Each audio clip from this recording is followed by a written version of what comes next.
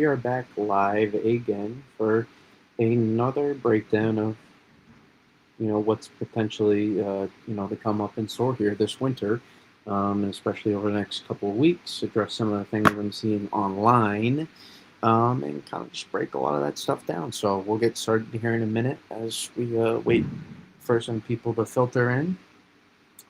Um, but yes, we are talking winter weather yet again. So I will never be uh, too frustrated that we're talking about that stuff.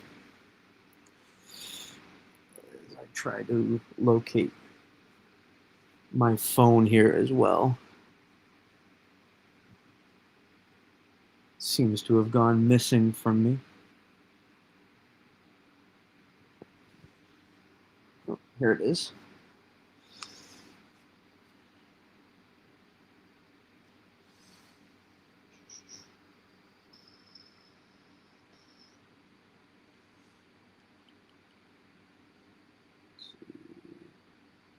Yes, I am back. See, I can see the Twitter chat for a second.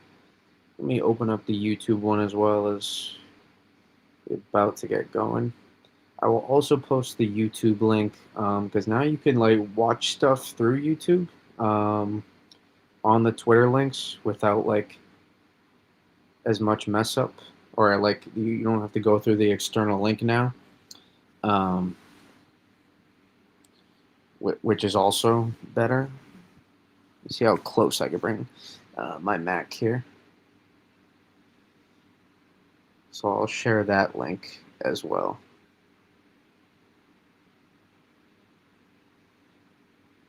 We'll get going here in a second. Just wait for some people to filter in. Oh, let me take off.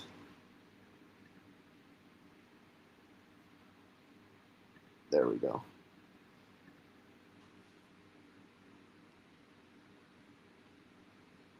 Why won't it let me? I want to share it. There we go. Copy the link.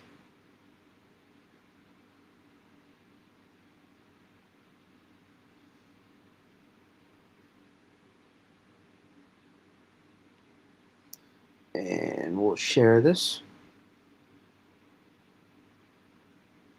I almost said video formats. Yes, this is obviously video, YouTube format as well.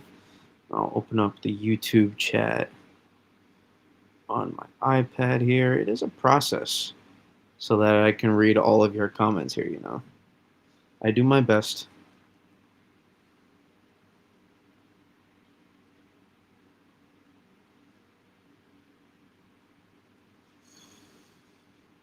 All right, yeah.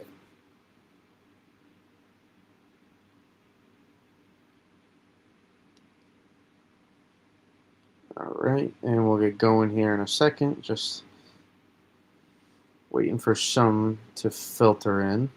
Not that I'm expecting, some ginormous crowd. Just, it takes time to get to some of the masses.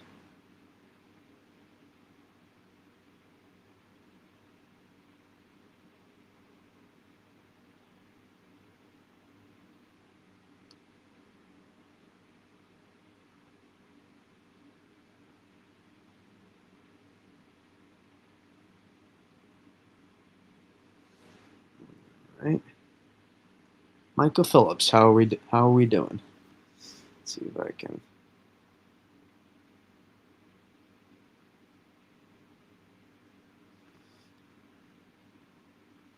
I think that's the best spot yet. And again, if you don't mind liking the stream when you come in, if you are on the YouTube, it is greatly appreciated. Greatly appreciated. So, well, just basically, here's how we're gonna do. We're gonna run it down basically from now. We're just gonna be breaking down what's happening right now, and then go from there. We're gonna go in chronological order here.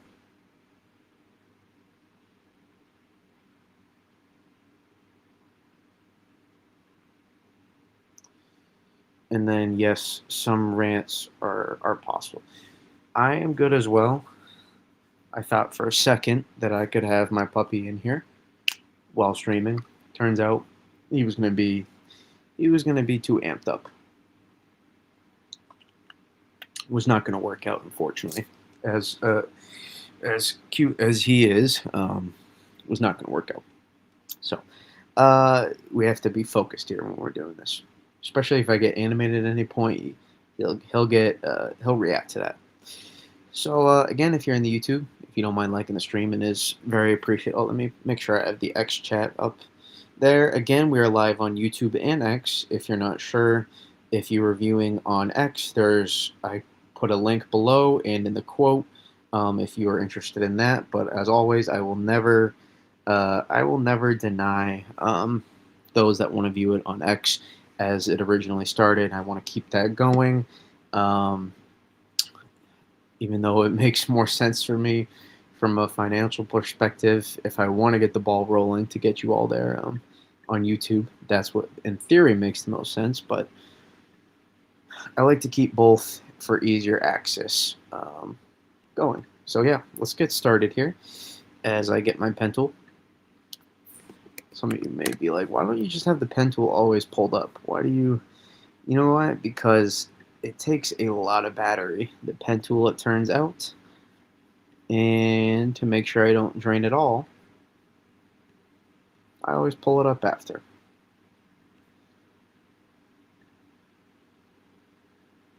Alrighty. So hopefully you enjoyed some football today, or maybe you didn't. I watched my team get depleted from injuries, so not the best day for our squad, unfortunately. But even despite getting into first place for the Patriots, I witnessed every possible injury, I think, except the quarterback. So, okay, let's get to it. So, so today we got maybe some people had their first flakes. Others maybe this was a repeated event. I know this was, I can't remember if it's been 3 or 4 times already this winter where I've seen flakes. That is much more than I've seen at any point over the past few winters. I know that to start. Really last November snowfall I can remember in terms of legit accumulation was 2018. So November snows have not really been that frequent here. Outside of the Berkshires, I would say across Massachusetts. So it's been pretty cool to get some flakes, even though no accumulation. Unfortunately, yet again, I was hoping I could get just even an eighth of an inch. Was unable to do that. So, I'll take the flakes. That's several days of flakes in November. I will take it. Fortunately, no seasonal boost, but maybe at the end of November, maybe we'll get a chance. You never know. So here is then, as we progress, you'll notice we're looking at 850 millibar temperatures. So this is your surface. This is 925. This is 850. Imagine this is 700, 500. This is a 3D column of the atmosphere. And you have 250 up here. And then eventually you start getting way up into the atmosphere. And if you keep going, you'll find space eventually. If you keep going up, so I hear. But yeah, so we're looking at 850 millibars here in terms of temperatures. Just to get a good idea of what's going on here and monitoring where our cold is going. I think I'm going to go with the ensemble, actually, even though I haven't even seen any of the 18Z guidance yet. So forgive me if I react in real time. There won't be like, I say react, I say analyze in real time. And so as we follow here, we will have a system before Thanksgiving. Now, it appears, again, there could be some, a little bit of a CAD event associated with some of this. It wouldn't shock me if some of these attempts try to hold on here, as we'll get an overrunning event likely, and it'll just be mostly the warm sector from most of the most of the northern U.S., to be honest. But on the backside, as this moves through, there could be some opportunities for lake effect snow as we look at for the Great Lakes. I know this might be a little small, but you can see this is New York here.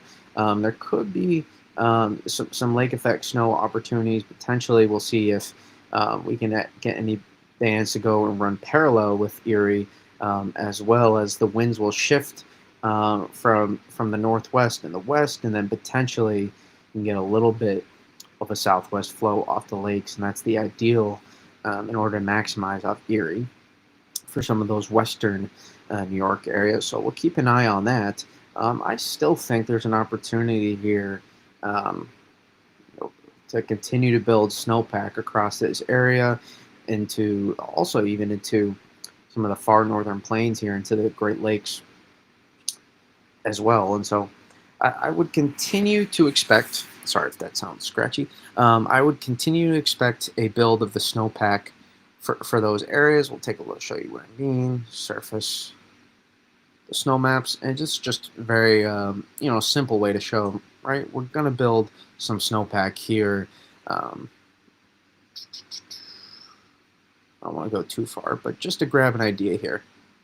The idea is we'll continue. Maybe we cut in some of this snowpack here if the warm sector really is as prevalent as we're seeing here on guidance. It's certainly possible for that storm next week. Likely just just a rain, right? No, it's not like it's going to be 60, like 60s and 70s across a lot of this area, but it is likely going to be some rain for people that are a little bit further south. Certainly possible, but especially on the backside, we'll continue to see snow move through. So any deficit to the snowpack up here in far southern Canada will likely at least get rebuilt a little bit. Again, the strongest snowpack in Canada was mainly up here right now, or not in Maine, I should say.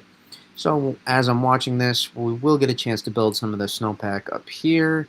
And again, as we continue northwest flow from where our systems are coming from, northern northwest flow, that is certainly not a bad thing to see that our air masses will be moving through a fresh snowpack. So as we progress here later through the week, this is where we start getting into the nitty gritty, one might say, I guess. As we slide through, we get a deep Arctic air mass, probably the coldest since early November, where freaking Myrtle Beach received accumulating snow, I'm pretty sure, or near the area, sorry, accumulating snow. Deep Arctic air mass. This will be a deep Arctic air mass, no doubt. And then as we progress, here's what I'm starting to watch here in the longer range. Let me just want to. Yeah, shocker. As we progress here, I'm continuing to watch model biases. Do we do it? All right. Listen. I'm watching from afar. I make it a point not to comment on a lot of y'all stuff. I make it a point, or stuff I disagree with, I should say. And here's why. Because not much comes of discourse. Listen, I answer everything that gets thrown into the comments, typically with respect to my stuff, but I just don't feel the need to going around and disagreeing with everybody's stuff, going to their posts. It's just not worth it for me, but I see almost everything, unless I mute you, unless I've muted you, then I sit there, or you blocked me for some reason. I pretty much see everything. And some of the stuff in terms of model watching that I've been witnessing over the past few days has been horrendous. Like people making forecasts strictly off models, even though they know model biases is one thing, but the inability to not use any pattern recognition or any past history is mind-boggling to me. It takes just a little bit of research to identify some potential model biases, and then pattern recognition, past history, other variables. You start combining these things to create a forecast. You don't just look at models in the long range and think, oh man, this is what's going to happen in this time period. And then here's another thing. A lot of you keep looking, I don't want to say all of you, a good chunk of you also are looking for stuff for you're looking for perfect snowstorm setups on ensembles, like 10 days out. Do you know how ridiculous that sounds? Like, this just doesn't happen.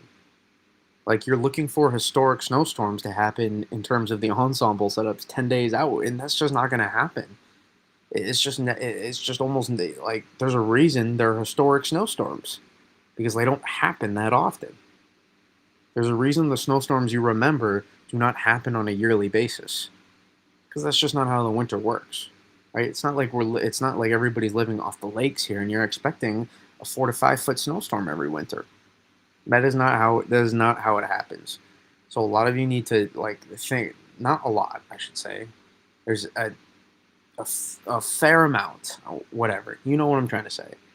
That release their thoughts without realizing the bigger picture and without realizing the nuance to how this stuff works. There's a process to forecasting, and it's a little frustrating to see all the reactionary stuff that I do witness on X, because I don't really watch people's YouTube stuff like that too much. To be honest, I'm not gonna lie, I really don't. So the stuff I see, the posts on X of the long range, like the amount of 360-hour model posts I've seen over the past week is insane. Like, you guys are trying to break down stuff that's not gonna happen. Not even close to happening potentially. Like, that's what it like I saw an analysis of 720 freaking hours out. 700 hours. There's no way you can. I saw a post say something about a trend 700 hours out. There's no trends happening 700 hours out. There's no trends. It's noise, noise, noise, noise, noise, noise, noise. Like, I can't believe some of the stuff I'm seeing in terms of forecasting. I don't think we backpedaled that much as a community in terms of forecasting, but maybe we have. I don't know. I can only speak for myself. But it really doesn't. It does not take a lot to figure out some of these biases in terms of models, and that's why I said 18Z yesterday, 18Z today.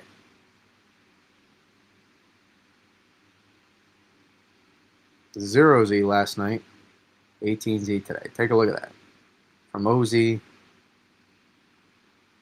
creep, creep, creep. It's not a shocker, right? It's not a shocker. Now, is it going to verbatim happen like this every time? No, clearly not. Not to an extreme extent, right? Take a look at this. It's not a perfect science. It's not just clockwork. I mean, there was a don't get me wrong. This was a little bit more significant about 4 or 5 days ago, but it doesn't mean like snowstorm every time. No, but when you have certain setups like this is what gets me intrigued. So people were forecasting this massive southeast ridge that's just gonna absolutely dominate, and that's not what the pattern supports. It's not.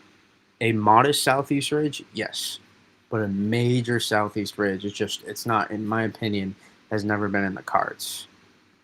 And people say the forecast changed. No, the models changed. Your forecast may have changed if you're just reacting to the models, but I'm trying to play offense with the models. I'm not trying to react to them. Now, there are certain times I do need to react to what they're doing because they're providing information, and I got to take that information in. There will always be some sort of, but it can't be solely a reactionary response to models. Anybody can do that. Like, I hope you guys were like a lot of you that just post this like oh, it's just models. Like, no, there can be actual forecasting done beyond 5 to 7 days out. And anybody that doesn't think that just can only read models, and that's it. And that's not a shot to them. It's not a cut at them. It's just that's your capability, and that's a lot better than the most of the community of people have. Not the weather, just most people have. So it takes time, it takes energy, it takes effort. But if you're gonna say the things you're gonna say, there should be some merit behind it. Like it shouldn't just be like just throwing crap out there. Like you got to know what you're saying if you're gonna say it. That's why I take a lot of pride in the specifics of the words I say, because I don't want to say something that maybe I'm not ready to commit yet.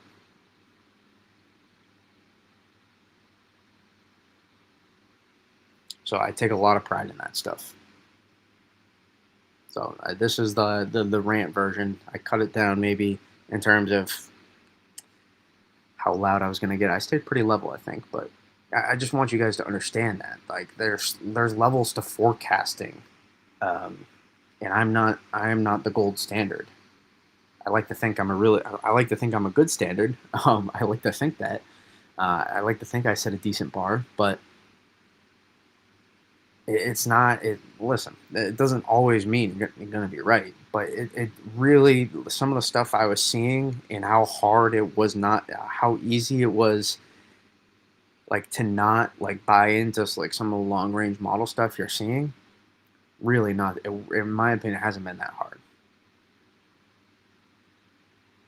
So you take that with a grain of salt, and as we bring this back to what I'm actually looking at here, again, I am not expecting some major southeast ridge. Just not, just not expecting that, so to say. I don't know what did this look like? 0 Z. There you go.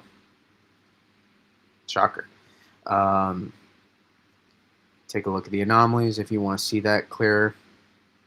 Again, you focus on the exact red. But take a look at that. You see that OZ, 6Z, 12Z, 18Z. So here's what I'm anticipating on how I think. What does that lead me to? Well, let's break it down. Gonna continue to anticipate that models overdoing a little bit too much how deep to the west that the cold air was going to shift down from the polar vortex disruption. You see it a lot. It just tends to be the case. Models love to dive that cold air, a little bit deeper west, oftentimes with these PV disruptions than what actually happens. Another thing is, sure, some flexes of the southeast ridge are possible. Not going to see some massive dominant southeast ridge, maybe for the southeast, but not for the entire. We're not going to see some massive eastern ridge absolutely dominate, in my opinion. I think it'll be a modest southeast ridge, um, modest to moderate, however you want to do that, at the very most. I just think when you combine the fact that we're going to have deep Arctic air, cold air, we're actually going to we're going to increase our snowpack across these areas this week, which will help even more support some of my thinking. You have continued north. Look at the flow from our systems. Just continue northerly northwest flow.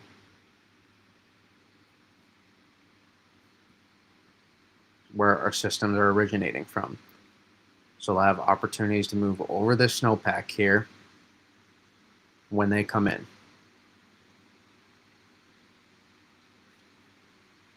It's another thing you get. It's not the snowpack isn't everything. It's just a piece of the puzzle. You have to know exactly kind of origin systems of air masses is a really important meteorology 101. Anybody that has taken meteorology classes before knows it's a thing that discussed in terms of broad meteorology. It's something that gets discussed. Air masses and their origins and understanding where they come from plays a huge part. So when we're talking about this, when we have the snowpack too, expecting that boundary line to not potentially be as far north as some of the models we're trying to push, and a potentially a little bit further south boundary line. So when I'm expecting a boundary line to be more closely set up to something like we're seeing now, and I still think there's going to be some adjustments, in my opinion, potentially, at least a little bit. I think I'm going to expect some, and that leads me to believe that the thermal gradient we create from this pump of moisture up from, yes, a little bit of a southeast ridge to a potentially moderate southeast ridge, to then the thermal grate, right? That thermal gradient, we create that boundary from this deep Arctic cold air from the polar vortex disruption, leads me to believe that we will have a northern U.S. snowstorm threat around this time. Combine that with the active East Asia, which we'll talk about in a second, fully supports as we continue to move towards, um, in, as we continue to move into phase 7 here of the MJO as well, continues to support my idea that, uh, that it continues to support my idea that we'll have an active storm track through this period and not just nothing to show for this cold. And you combine that with the southeast ridge, the southeast ridges might actually be the thing we need here in this scenario to make sure we have a pump of moisture and that we're not just sending cold air through and way too late development of precipitation happens and it turns into maybe an eastern Newfoundland hit. Yep, patience is definitely important, Joe. It's important. They have to be. People want answers right away in today's day and age, but patience will always win out. You have to be willing to run your own race and accept what's could happen, what may happen. Take pride in that. So yes, so I am expecting opportunities northwest of 95. Can zoom in a little bit more if you would like. Am expecting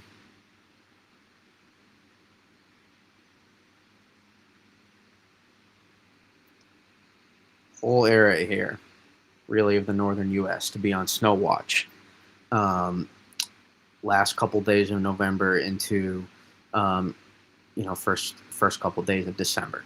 Expecting a storm threat, and I don't know the specifics yet or anything quite like that. I'm just expecting, hey, be on snow watch during that time. So we can kind of show you the 500 millibar look there as well.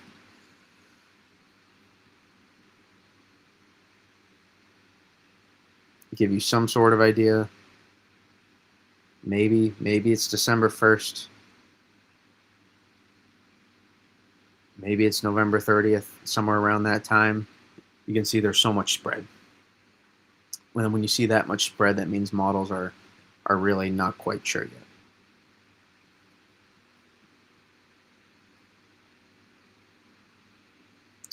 So if I slide it back here to, and yes, I do see your comments as well, but as you can see on the ticker, I try to get through the flow of things as best as I can first, to better illustrate my points, and then I will do my best. If you do save your questions, I will answer them all.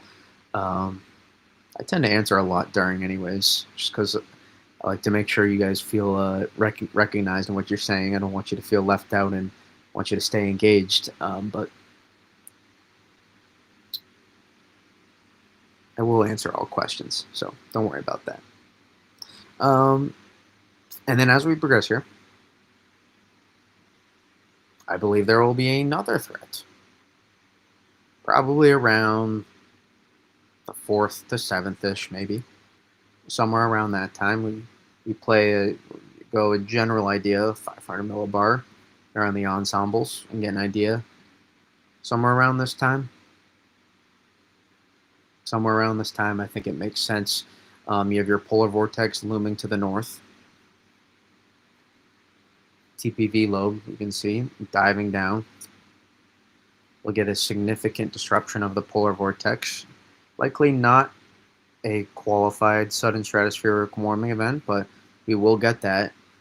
And again, you don't have to worry about the specifics, but you can already see that some idea. Here's what you can take away from this stuff. For me, when I see this, I know some people have been looking at this and then being like, well, because you were looking at probably, I don't know. Honestly, I don't know what some of y'all be looking at and taking away from that. But to me, I see this and that Will Ferrell's "Feel It in My Plums." That's That's the energy that I feel when I see this here. I see deep Arctic cold air pressing down on the southeast ridge, and I see some version of a thermal gradient setting up here, knowing where Canadian snowpack gets set up, knowing where some of these storms have to be moving through here. I see a direct barrel of the gun of the Arctic air coming down, pressing on a southeast ridge. Some variation of that. And for me, I look at that and go, so I think you could I could argue that the second setup, whenever this does happen, at some time frame, maybe around the 4th to the 7th, I don't know, maybe somewhere around there, that could maybe even allow some areas further south than just northwest of 95. Maybe. I will continue to lean first week of December and a very end of November here, as I've mentioned. Throughout October into November, that the interior was going to be who's favored, and it's been that way. The interior has really been the only places to see accumulating snow so far. Coastline has seen some flakes, but no, and I said some flakes were possible, right? We said some snow was possible, but for the most part, north of New York City, interior, where it was going to be some, and I said it wasn't impossible to see some places, do that, and we saw that Central PA was able to get 1 to 3 inches of snow here. Some a little bit less, some a little bit more, but that was the general idea. And I think pattern progression has been okay. That I think maybe there would be one more snow. That I think there would be one snow event that maybe be a little bit more prevalent further southeast in November. Maybe again, not to the coast, so to say. Maybe that I thought that was possible at some point, but we continued that transient pattern as expected, and the cold shots just didn't line up quite right. It was really cold comes in behind. Is kind of how it worked out, and then maybe some snow on the backside of that if you could time up some energy to move through right away. But cold did not have much staying power. Not that it was expected to. It's my point. It's always hard to convert November snow. So that's why I'm looking here at the very end of November. Keep an eye on that. Really, that 29th to December 2nd, somewhere around there, is that time frame I'm watching. And people can look at this and go, yeah, and I go, yes, it bears watching. See, how does that compare?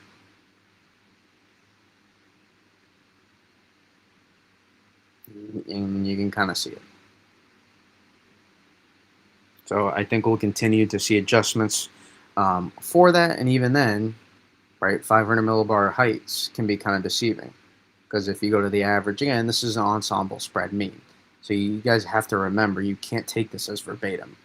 But you see that, but you'll also notice there's your 850 line. There are 850 lines over central New England and the PA border. That's your 850 line. So somewhere within dozens of miles of that is your rain snow line too.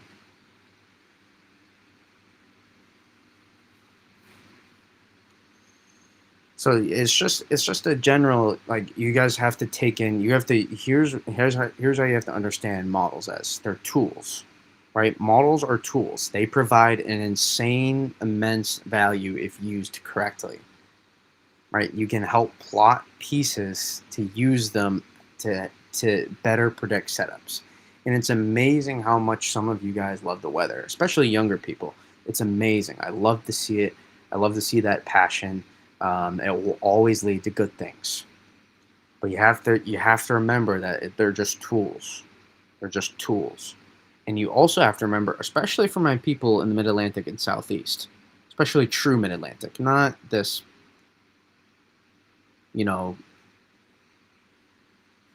York, Lancaster County. I mean, not. I'm talking about, you people that down there by, Hershey, Lancaster, South Jersey. I'm talking true Mid Atlantic. I'm talking the actual DC, Southeast. My people here.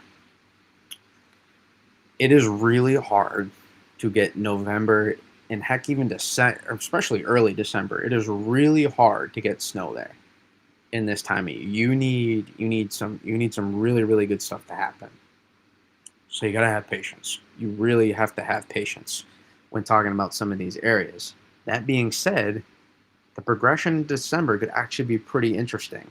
There are a lot of things lining up. So people want to get caught in some of these, especially the extended the weeklies. I'm telling you guys, those are. I wouldn't say they're useless, but I don't look at those. I'm telling you, I don't. I do not value those all that much. The only time I look at those is for fun. I'm not gonna lie. So I would not put too much stock into that stuff. Pattern recognition, past history, looking at all the different variables, use models as tools and help use them and combine that with the models as the biases as well, and that will help you pinpoint stuff. Let's see, let me take a second to read a comment. Rant on long range stuff was correct. I had to stop getting. Well, I wasn't calling you out specifically, to be clear, to Jack. Get stop getting so caught up. You have to remember you are very young too, so don't really worry too much about um, learning. In my opinion, you're either correct or you learn.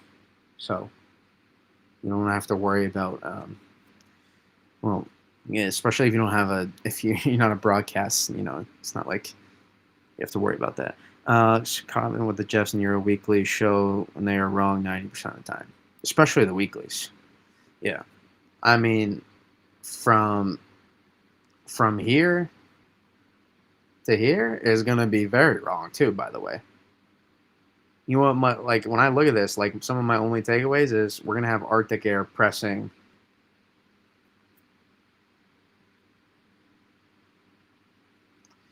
We're gonna have Arctic air pressing from the polar vortex and potentially some version of a minor southeast ridge to modest southeast ridge. Right, and I do think that does line up. In theory, it makes sense. We do have a weak La Nina in place, borderline moderate for the moment, but will be trending weaker as we over progress through the next couple months here. We're gonna have some Pacific ridging.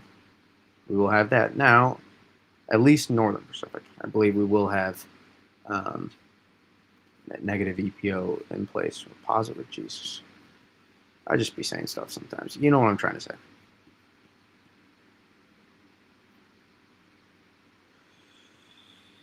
Yeah, yeah, yeah. One too many hits in the head is what makes you forget your train of thought.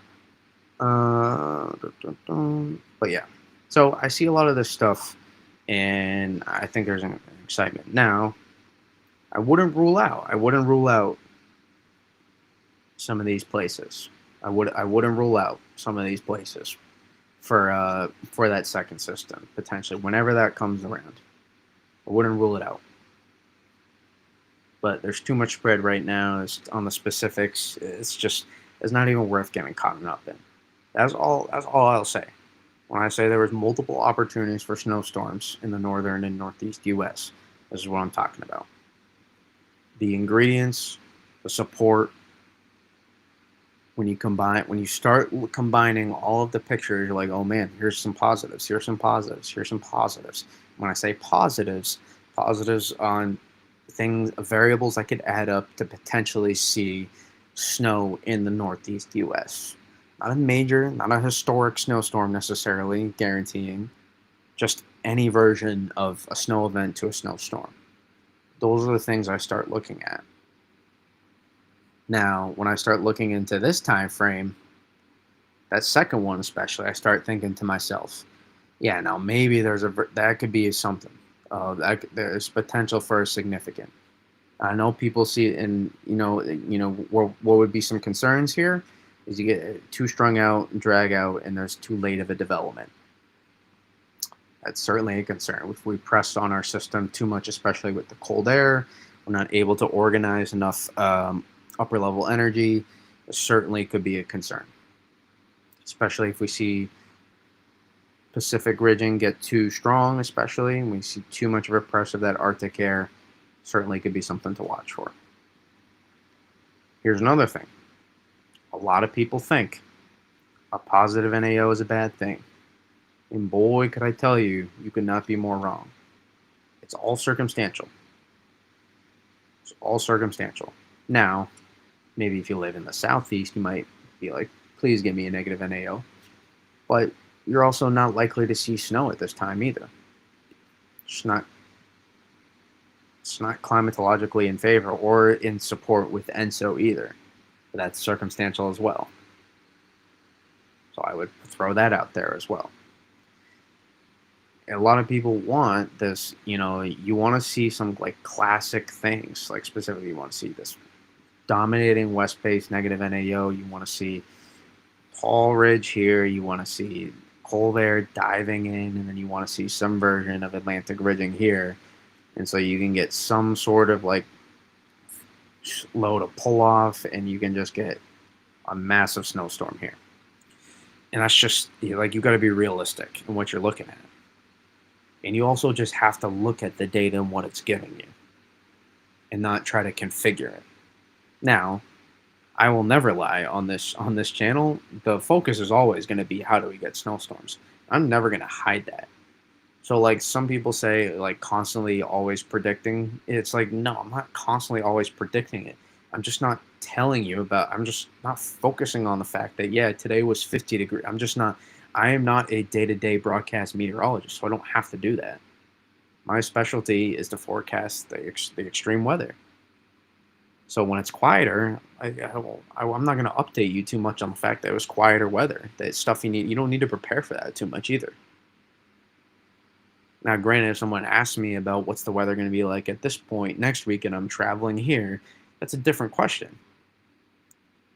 It's a different aspect too. So there's some people, especially the people that just get, annoyed about, always hyping, always focusing on snow. It's like, well, I don't know. Some people could be hyping. I don't know. I don't focus on that too much. Or I just don't spend a lot of time and attention and energy on that. But for focusing on snow, well, no crap. What do you mean?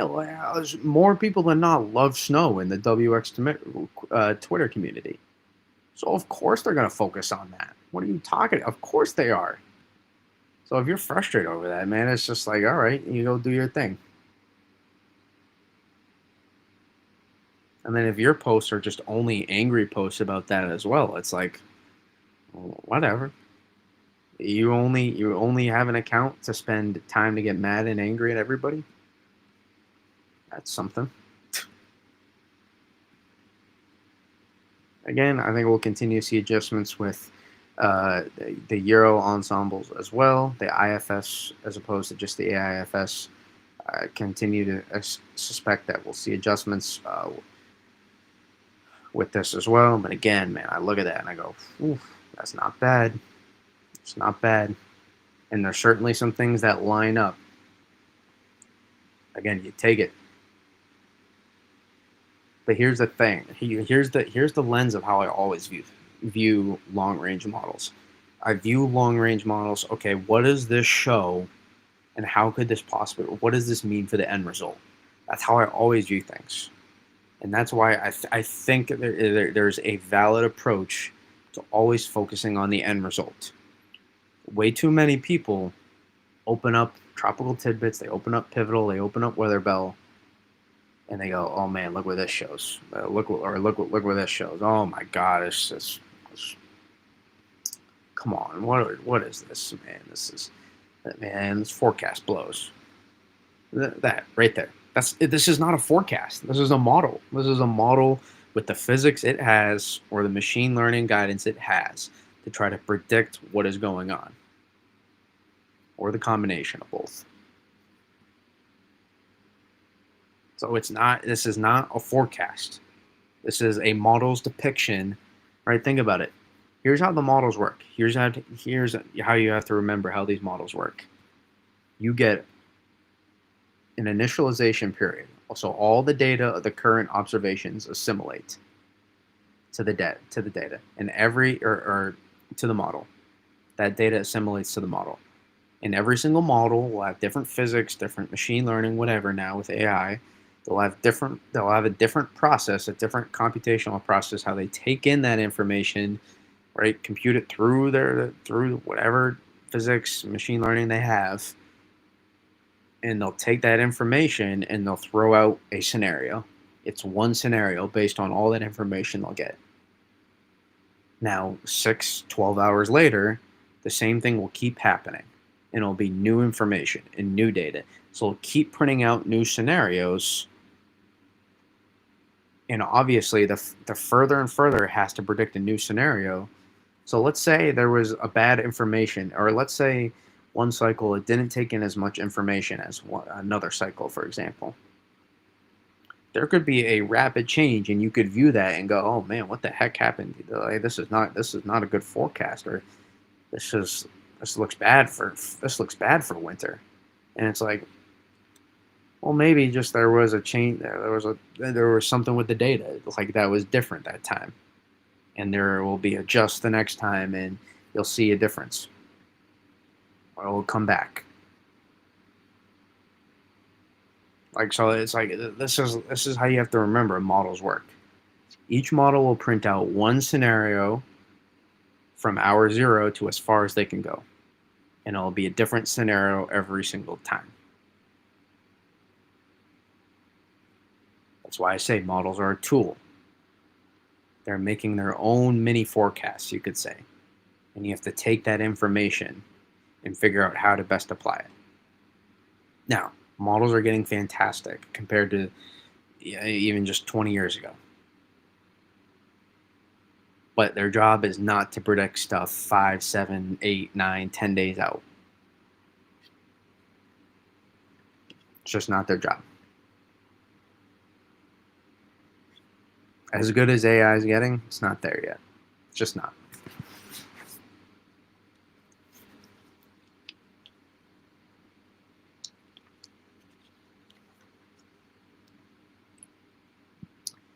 So, like I said, there's pattern recognition.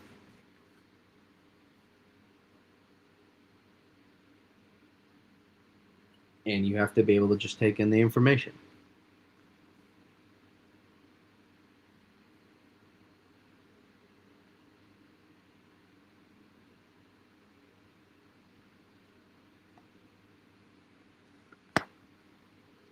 Let's see, should we talk about beyond this now?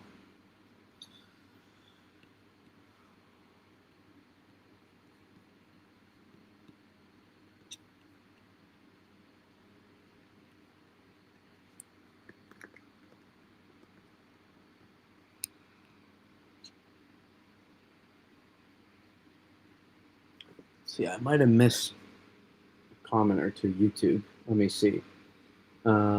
Central PA is cooked once again. I wouldn't say that.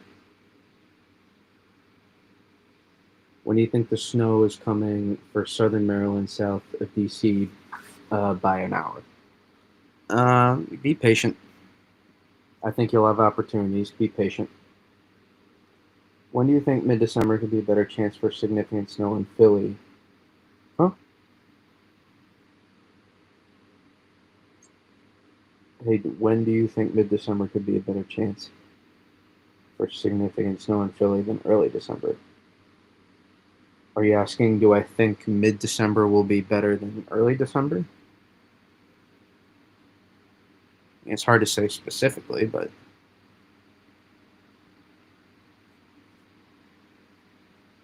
this blows if it's just going to do that.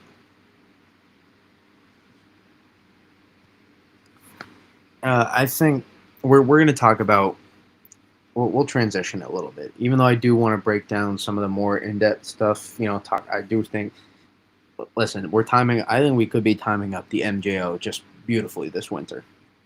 So that's another thing, right? We're moving into phases 7 and 8 now, and potentially 8 throughout a lot of December.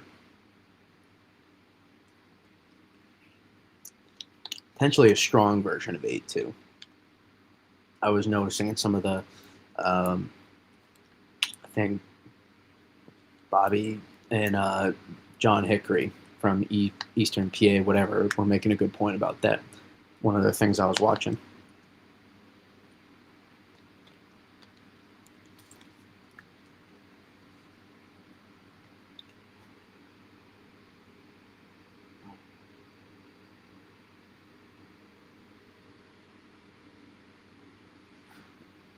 Everybody was saying this is going to be the best December. I mean, it's all relative. Here's another thing before I talk about this next stuff. You guys have to know, well, I'll say for me first. For me first, I will always forecast through this lens. Southern New England, north. Imagine this first, like a Russian doll almost. Southern New England, Northeast, Mid Atlantic, Southeast, Mid South. That was bad. And then Midwest, Midwest, and Deep South,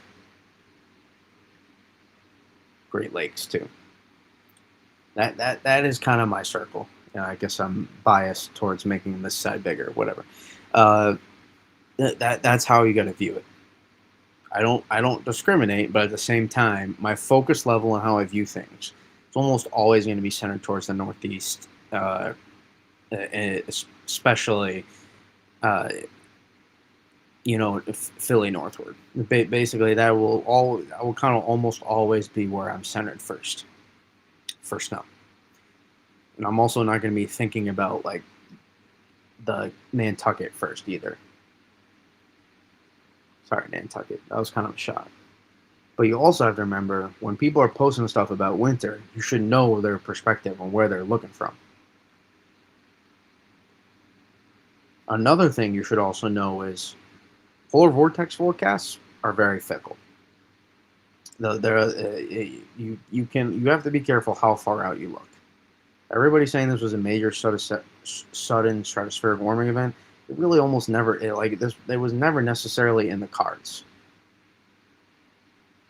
in terms of the specifics. I'm not going to get into all that stuff, but the specifics of actually meeting the requirements were never quite forecasted. Maybe some distant long range. There's a few maybe, but for the most part, especially for the past week now, it's been apparent that the models were not predicting a full-on required meeting the requirements of a SSWE, sudden stratospheric warming event. And it's now looking like it's going to be at least some version, potentially some variation of a reflective event, meaning we'll get a bit zonal in terms of the flow. And you combine that potentially with some of the other pieces we're moving into, may not be such a bad thing. May not be such a bad thing. So yes, polar vortex will have a bounce back, but that will leave up another opportunity then, potentially still weak enough at some point. I would say there's a good shot then, at some point then, as we get towards mid to late December into early January, probably another opportunity for another polar vortex disruption. Also keep in mind, and we don't need the polar vortex always to be able to get snow. Now, maybe in the deep south, yes, but you don't need some major polar vortex disruption to be able to get significant snow always. It's just not, you have to think about things like people always want the best and the most extremes. They want the biggest polar vortex disruption. They want, the biggest negative NAO. They want the biggest, and I don't know what all that means. You just need to convert certain setups, is what it really comes down to. And especially if we have favorable MJO phases. Now it's just a puzzle piece, but it's something that needs to be always monitored. The MJO. It's basically,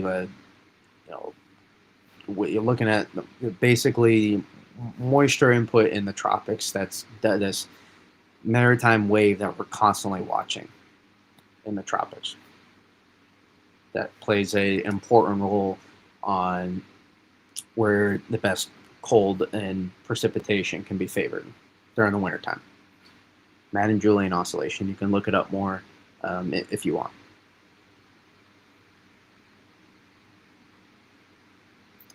So as I lost my train of thought. As we look here at the polar vortex, if we're going to be moving through some of those favorable phases of the MJO, considering the other pieces in play as well, like Canadian snowpack, interior snowpack at that point as we move into mid to later December, into early January, potentially, if we haven't had another polar vortex disruption by that point, which I suspect by early January, I think we'll have opportunity for another one. It's maybe not such a bad thing. Maybe we're actually timing up all these things pretty good, so that maybe that we get another polar vortex disruption, say after moving through, phase 1 or 2, where maybe we're still in phase 1 or 2, and we're seeing another polar vortex disruption. So it's maybe not such a bad thing, especially if you're in like northern mid-Atlantic northeast. You should not be so worried about this being a reflective event, in my opinion. Southeast, given weak La Nina, yeah, it's probably not the best thing. But you also remember you live in the southeast. You have to know where you live in terms of from a climatological perspective. If you live in South Carolina, or even like Charlotte, North Carolina, especially or Piedmont area, you are not going to see a lot of snow every winter. In fact, you're lucky to get probably one storm every winter. You have to keep that in mind. That it's not just going to be you're not going to be able to get forecasted consistent cold and snow throughout the winter. So there's another thing. All right, before I talk about Eurasian Canadian snowpack, let's read some more comments. Rip Nantucket. Yeah, I didn't mean to throw a stray at Nantucket. Again, yeah, it's all relative to who you're getting information. Oh, yeah, if you don't mind liking the stream as well. Shameless plug. Throw that in there. Later December tricks for Maryland snow? I don't think so. I don't think so. And we'll discuss more in a second. 2020, 2021 wasn't awful either. Nope, it was not. I feel like Philly never gets. I will say Philly has kind of been getting screwed for a while now. Now, granted, Philly doesn't see as much snow as a lot of people would think. 20 to 30 inches in a winter is like a decent winter for Philly. So you got to keep that in mind. Well, like 20 to 30 inches is a good winter for Philly. Same with New York City. New York City averages, I think, 25 to 30 inches a winter on average.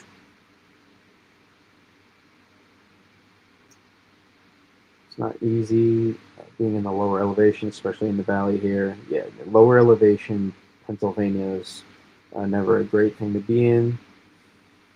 About 15 minutes west. Can Angio jump from 8 to 2, or is it always follow procedurally? It doesn't. Yes, it can jump, but it is all if you're moving through really strongly, like if those charts you see, and if you're moving on the outer part of those charts, meaning you're strongly in phase 8. It's going to be a lot harder to just move to 2 then, for example. And from some of the observations I was seeing, it seems like that some of those forecasts you're seeing that are kind of, instead of going out farther on the maps, I'm just trying to speak your language here, versus being closer on the maps, right? I think I will lean farther. I guess I could have pulled out the MGO, but I didn't. Thought discussing it would just be good enough, so to say. What do you think, Maryland / Delaware / Virginia? That's a lot of It's a lot of places. We'll do this December is winters first. Now, all right, let me just continue the rest because a lot of people want to know how the rest of December fares out. I gotta say, I don't know the specifics quite yet. Here's what you have to remember. Like we can look at patterns and say there's some opportunities for potentially good stuff, but actually converting this stuff, guys, is like a whole nother animal. There's a whole nother animal. So like giving like a general idea of like the potential for things is really sometimes the best you can do like a month out in advance. It can get really tricky. So I just want you guys to keep that in mind. Um, okay. So here's what I've been watching with Eurasian snowpack. I think we're still below average technically because usually this would be a little bit more filled in at this point. Some of this area, but speaking of which, France did get some snow last couple days. Something to note. But we have continued to see western expansion here, which is what we want. We would like to see some more southwest expansion, which I do believe we're going to get. If I take a look here, let's go to Asia.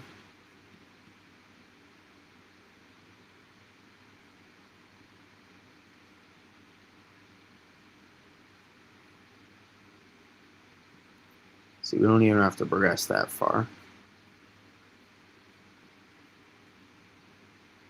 Just use the AFS, it's fine. Just a general idea is, yeah, this should be about all that area. We'll see. Could be close. For here, though, looks like there'll be some more. So expect some, again, uh, would would like to see this a little bit build a little bit further southwest, help support more linkage potentially for a polar vortex disruption. And the more things we can do to potentially allow more frequent polar vortex disruptions, we don't want to deny those opportunities if we can't allow it to happen. So that is one thing. But also when you do see continued expansion, especially rapid expansion, again, we were pretty low after getting pretty high for a while there. And so oftentimes too, as well, November can be a pretty important month on years you have easterly QBO and weak La Nina or La Nina. So notice it's November 3rd. After that being October 24th, you can see that expansion we had. Good southwest expansion. Play this a few more days. You can see that southern expansion we were building there then. 10 more days, take a look at that western expansion we saw. And then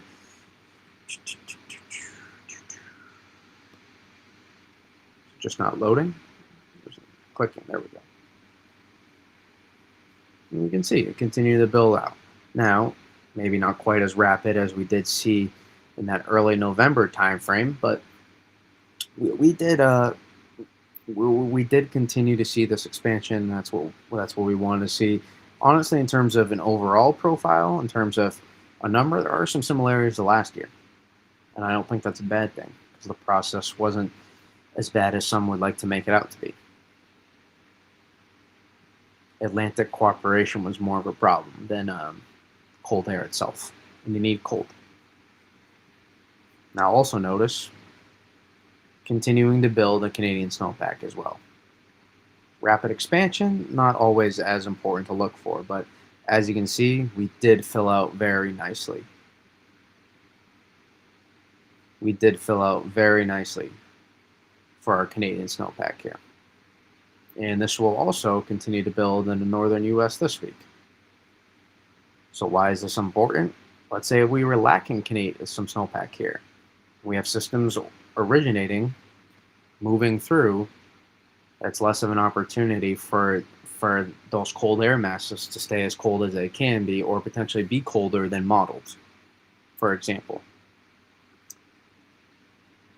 So that could be also another reason why models, especially lower resolution models, could potentially smooth out some of these important details, not just low resolution, but really all models could potentially struggle to pick up on some of these model biases. Underestimating where the cold comes in, the depth of it, and also the staying power as well.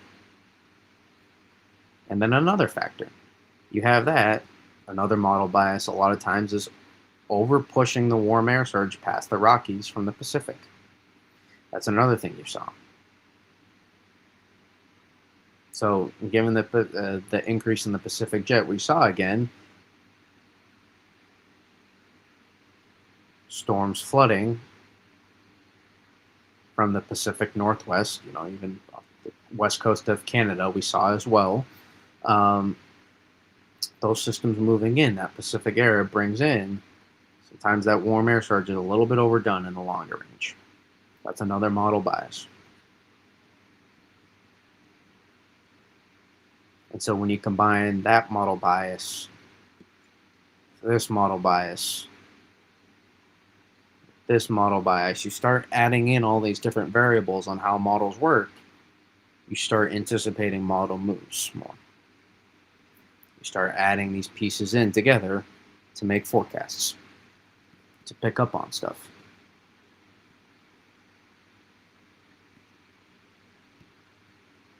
But again, here's why I watch Eurasian snowfall. That rapid expansion, now, was it off the charts? No, but I believe it was enough to support the idea. We're already supported. I mean, granted, we were very weak with our winds in the polar vortex, that it wasn't going to take too much to get a disruption. But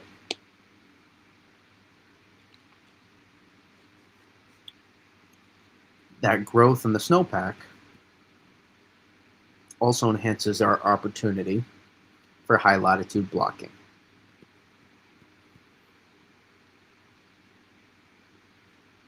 Which is not a bad thing. Now, it's not necessary,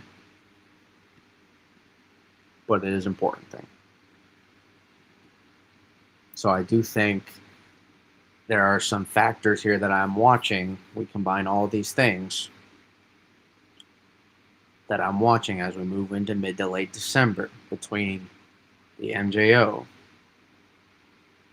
whether positive, negative, neutral, the polar vortex, watching that. Northern US and Canadian snowpack, another thing that you watch as well. Other teleconnections as well. There are a multitude of factors that go into play when I start looking at the forecast in the longer range. And so when I start adding up all these things, let me try to slide to my notes here. We combined the East Asia storm track as well. Here's what I want to show you.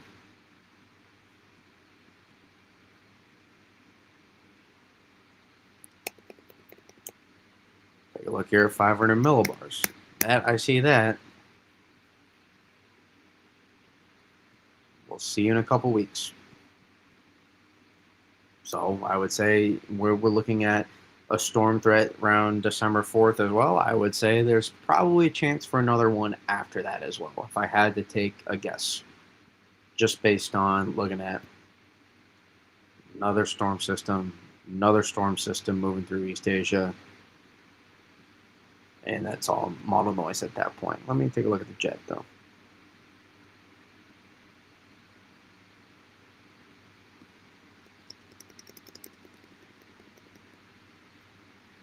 I mean, it's so smoothed out at that point, so kind of hard to say. Not going to really get too much from that beyond so far. But continued active pattern in East Asia supports the idea of more active storm threats as we move across here into December. So we're going to have potentially cold air in place. We might have at least if in the beginning, even if it is southeast ridging, we might, as we get into mid to later December, have the support for more high latitude blocking as well.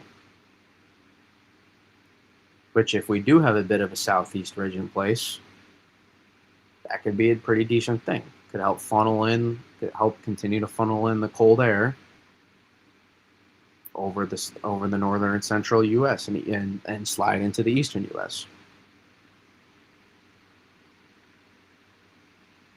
Especially, also supports the idea that we're also going to have Pacific ridging, east northeast Pacific ridging as well. So if we have high latitude blocking here and here, where was our Canadian snowpack building? It was building here through November. So that also kind of gave me an idea that, hey, maybe this is where our cold wants to funnel in. And sure enough, through the first few weeks here of November, that's exactly where our cold has been funneling in. So what does that lead me to believe? Potentially, that could be some theme of the winter potentially, where cold air filters in over the central and eastern U.S. And for me, that gives me a little tingles. It gives me a little tingles for potentially opportunities for East Coast and especially Northeast snowstorm tracks. Potentially, just a little bit, because you don't want to drop in too far east. You also not always too far west.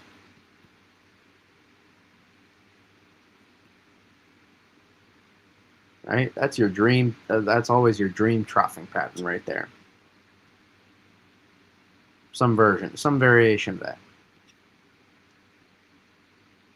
Maybe it's that. Like there's some variation. And so if you can send in cold air into even southeast ridging, or if you can even get some cooperation here, this will be TBD. That's something I'm not as certain about. And these are really the only two, I would say these two factors are something I'm a little unsure about. But the reason, the fact that we know we're going to have some variation, at least a little bit of a southeast ridge here over the next couple of weeks, you combine that with these other factors, let alone high latitude blocking here, we will have high latitude blocking here. So that means we're going to be filtering cold air through here, modest southeast ridge here. There's your nice snowpack still sitting here. Some sort of boundary line somewhere in this area then. And that's why I think we'll have snowstorm threats. Maybe end of next week to early first week of December. And then later first week of December as well, potentially another one.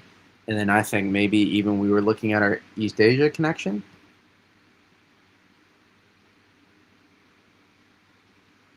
Another one, I think, probably 3 to 7 days after that as well, maybe, give or take.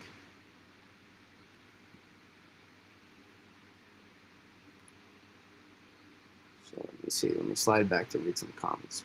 Okay, cool. Thanks for the info. You're very welcome. Maybe Central PA will cash in on an inch from lake effect snow showers this week. That's one thing I'm watching. Yep, some lake effects will be possible. Probably more focused on upstate New York, which you may not want to hear, but there will be lake effect. The lake effects snow train will turn back on this week.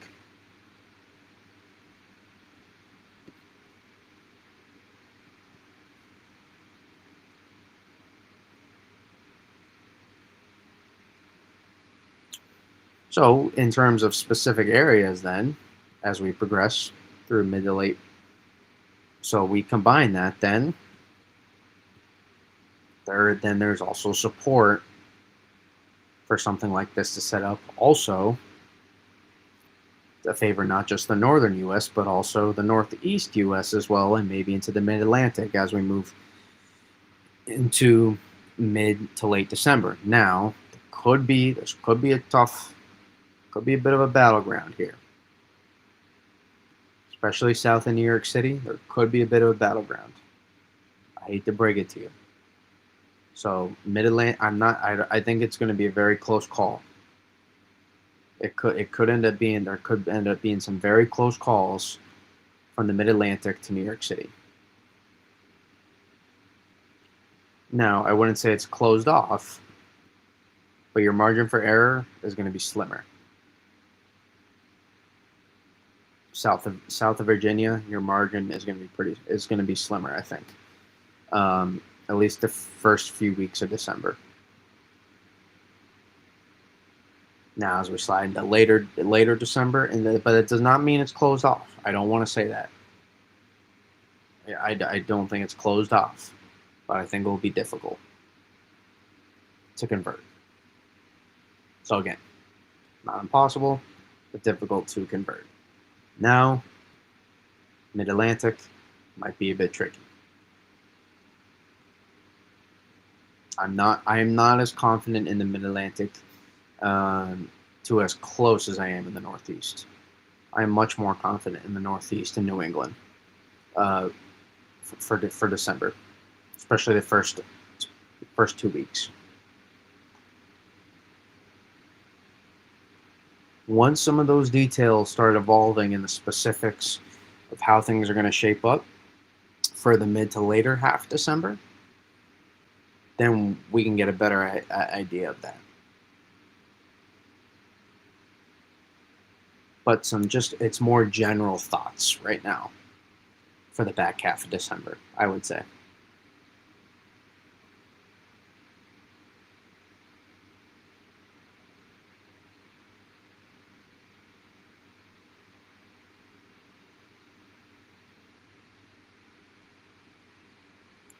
So I know we had a lot of people asking me, what do you think about December for Mid-Atlantic? Those are kind of my thoughts.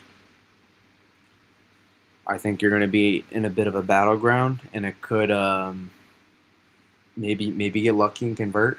But I would be on the lookout for some front end thumps in December. That's what I would be on the lookout for. I think it could be if it works out well, it could be the month of the front end thumps. Is what I think it could end up being.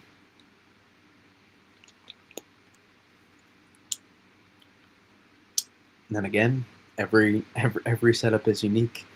It's all circumstantial. So keep that in mind.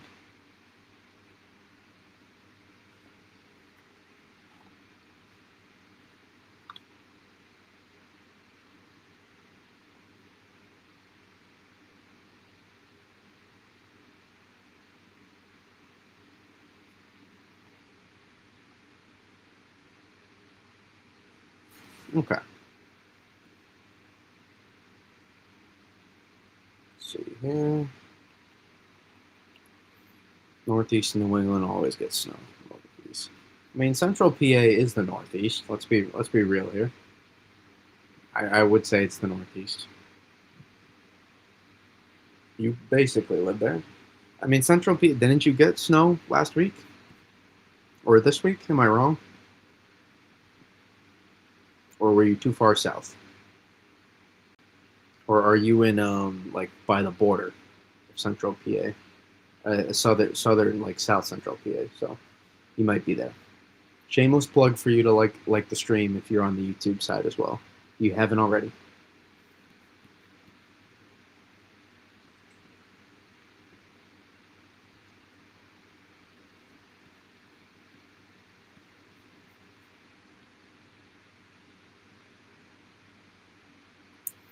Not an inch here.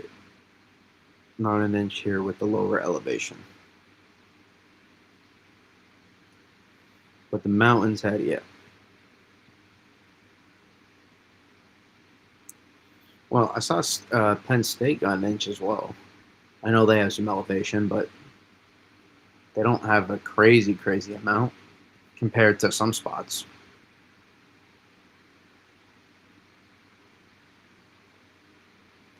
Hoping for some good for coastal Connecticut this year. Yeah, coastal Connecticut has just been on the wrong end of a lot of storms. Unfortunately, so it's been really unfortunate for coastal Connecticut. A lot of these good snowstorms over the last, I would say, 7, 8 years now, maybe. They've just been just the wrong the wrong spot. So I can feel your frustration for some people in coastal Connecticut. Um, if you do have any, that is one spot I would say it might be granted. It has been a little bit frustrating. Not that you said that, but um,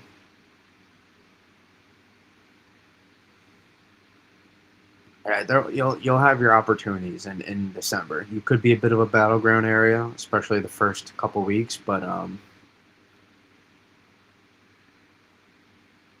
there there will certainly be opportunities in December, and I think if if the cards play right, potentially January as well. I mean, yeah, that's probably it. February, February 2021. Oh, January 2022. Yeah. You're right on that. Although there was a bit of a screw spot, if I remember there.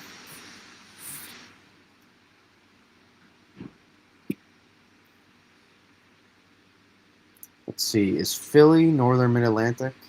I mean, you can make the case. I would say Southern Northeast is what I would say, but you could say like on the border of it. Sure. I mean, when somebody says that, I don't think twice of it.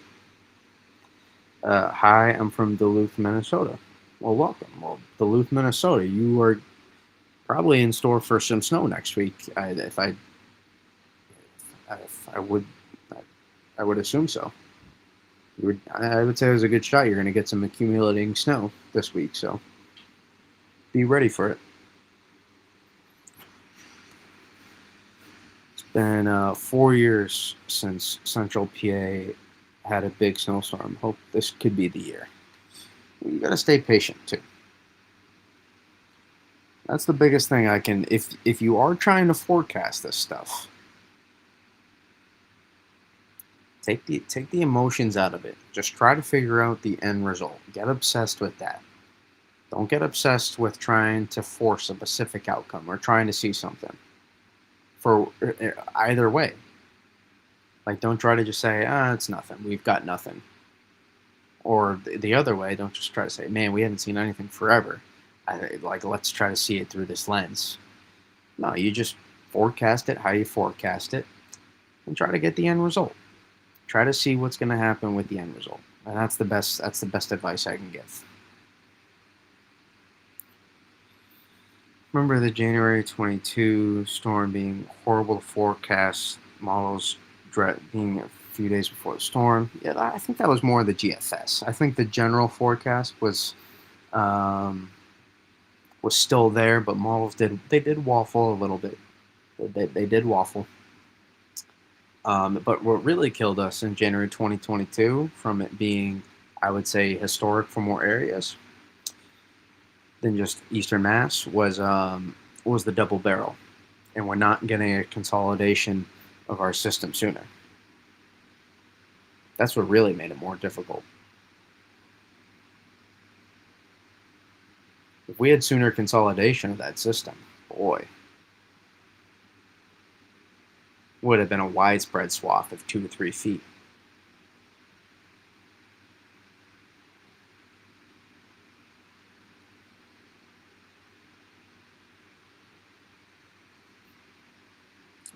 Another factor too is sea ice content as well, which I'm not going to pull up the map, but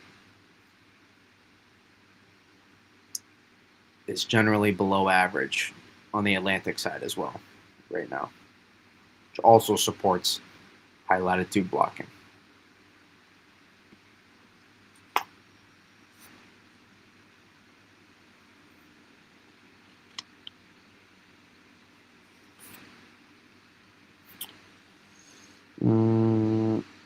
Didn't Bethlehem get like 40 inches out of that big storm in 2021? Oh yeah, Bethlehem did do well in that one. Honestly, just happy that PA is at least getting cold weather now consistently. At least gives a chance for snow.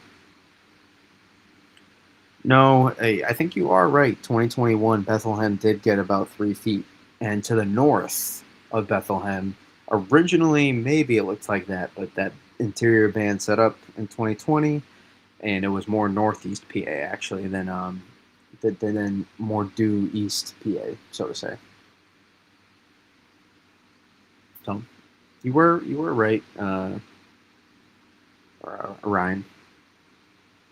But I think Josh, you were also technically right as well. December 2020, there was a massive one there, just a little bit further to the north in PA.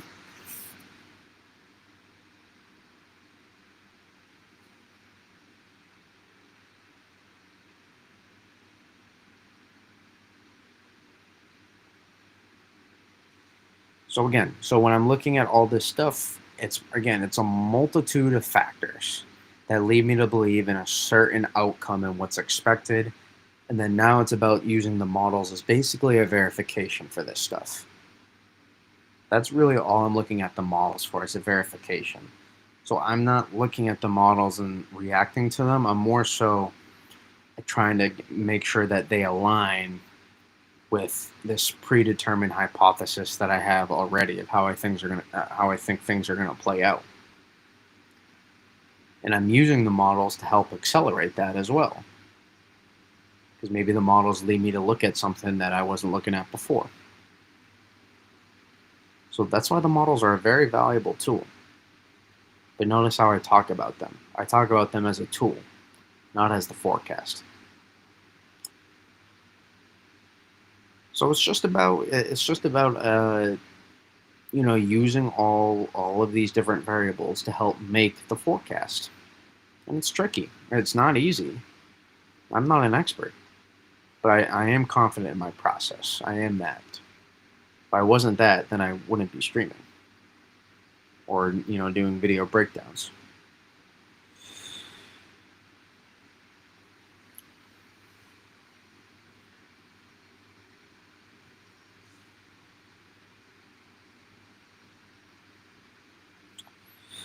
I would love a December 2020 repeat, except with a slight shift south on where the heaviest falls would be.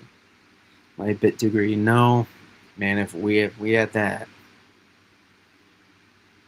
I would never forget that. That's for sure.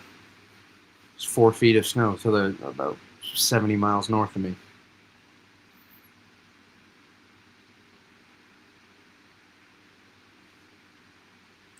December 16th, 17th, 2020.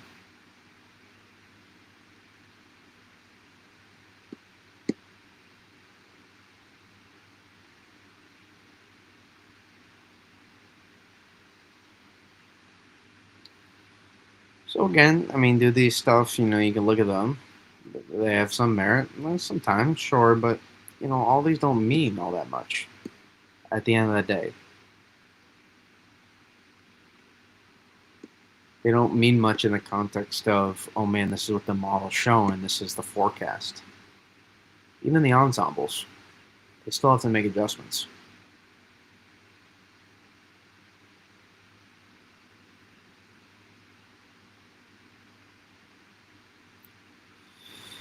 Yeah, well, 2021 was a multi-day event as well. December 2020 was multi-day, but it was really just like a 12 to 18 hour period.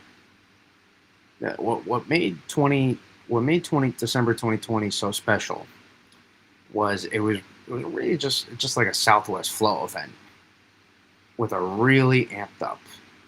This was a strong block in place that forced it to kind of slowly move out. But it was this bundle up vort that kind of did this. And that's exactly what the heaviest band looked like, too. Hmm. Something to it.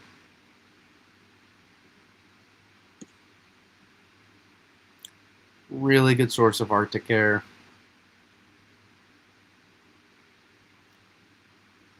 Good pump of southern moisture.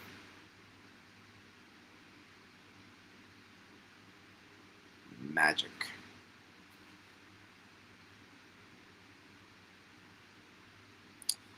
2021, big wavy trough. Fire hose like this. I mean, that was a deep MFer right there. I mean, it was a straight shot. And it was basically, it was a poorly consolidated 500 millibar setup. Kind of similar to 2013, honestly. It came in parts, but that was a little bit more consolidated initially and after as well. And so it was basically this influx of strong mid-level forcing and continuous upper and mid-level energy just swinging around this trough for multiple days. And so on the backside, just continued. You had that initial band, and as this moved through, more and more and more. These bands just kind of sat there. So it was a widespread, 18 to 36 inches of snow for a lot of people from like here to here, basically.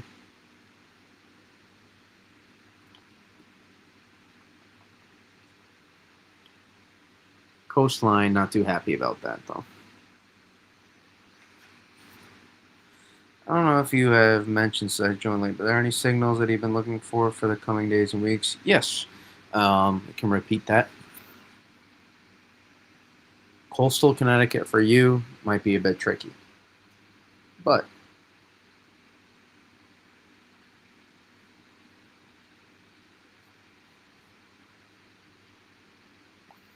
I mean, I guess I can play this. Doesn't matter.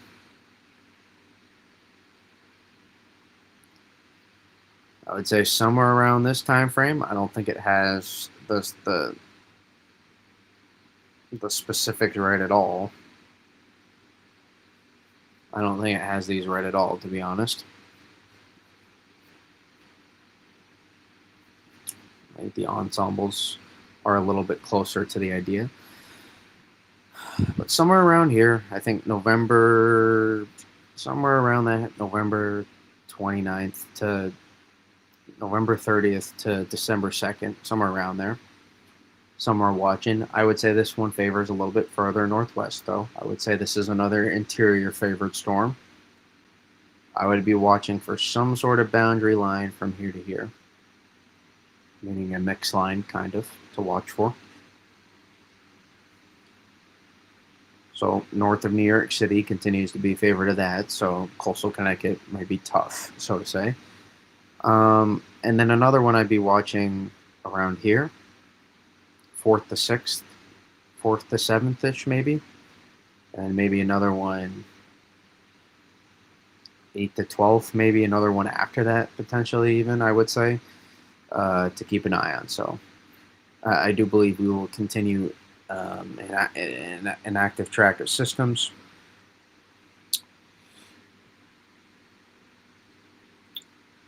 And I do think there are some opportunities to actually convert snow for the Northeast. But really, in particular, it's the whole...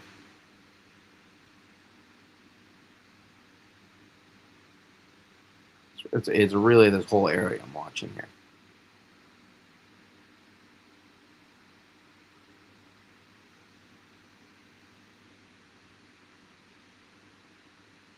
I think that's the main focus over the next couple weeks. And then I'll have to continue to dive in, get more invested in how things progress here. I think the tricky part right now is figuring out the specifics of the polar vortex, because there's there's a little bit Again, where I drew is just a general take. Obviously, when you're outlining an area for multiple weeks, it's a little give or take. But um, crap, what was I going to say? I don't remember. So we'll just keep tagging along. Oh, the polar vortex. How exactly, until it actually happens, it's a bit tricky. And you can see we're not quite there yet. That's the main polar vortex right there. Very end of November. Is this a polar vortex and takeover? Technically, yeah.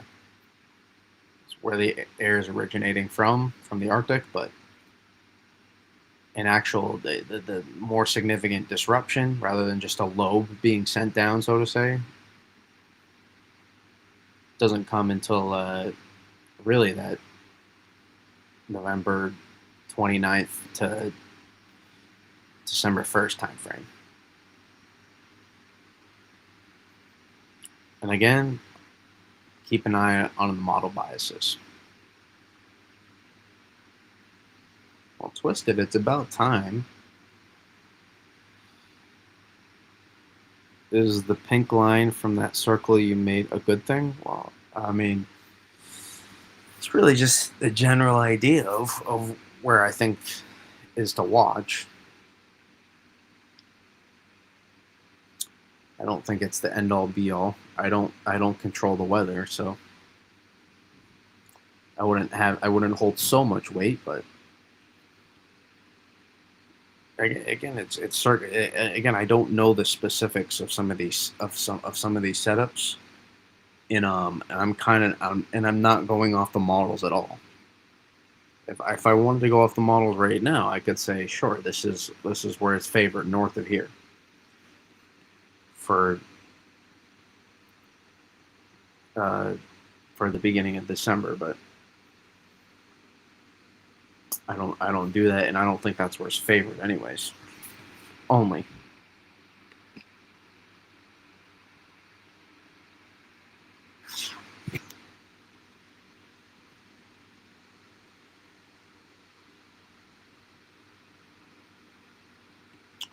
so, kind of recap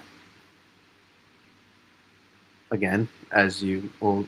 I'll keep answering some of your guys' questions and comments here as I got through most of the stuff. I think I probably forgot a couple things, but should really start being more more organized with this stuff. But it's fine. Um, Cold air continues to press down. I don't think we see this filter down into like the west like you were seeing originally.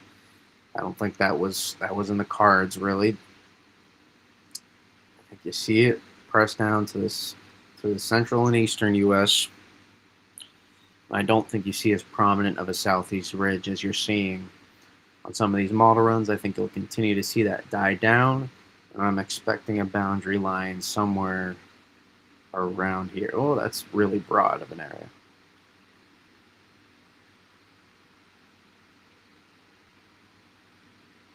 Somewhere around there, that boundary line.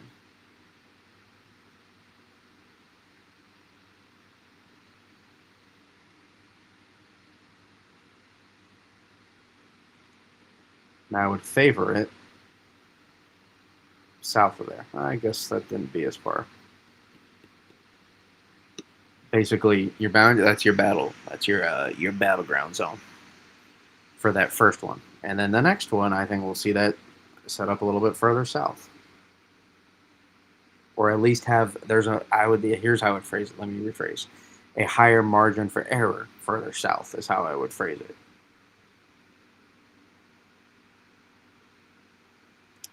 So I guess this would be around that December 3rd to 7th time frame. I don't know.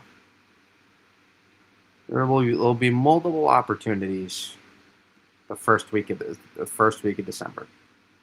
Let's just put it that way. And I think we'll have another one the week after as well.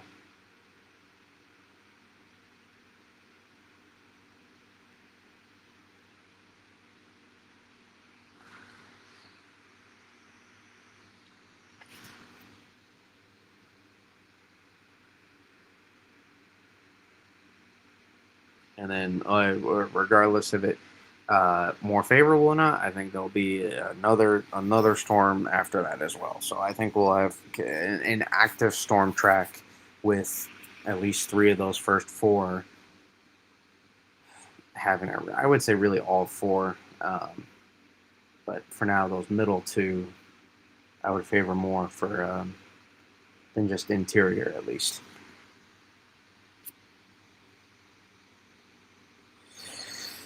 Yeah, I mean, again, it's hard to exactly nail down when you're going to have this fast flow from the north and northwest, and it's almost like more zonal setting up, so to say. Um, Not quite given the polar vortex disruption, but basically, here's what I'm trying to say: is you're looking for this boundary area to set up versus looking for some deep trough to come and sit down when you have that southeast ridge in place. And so you're looking for that cold air to ride along the southeast ridge, and just to the north of that boundary, that's where your magic happens.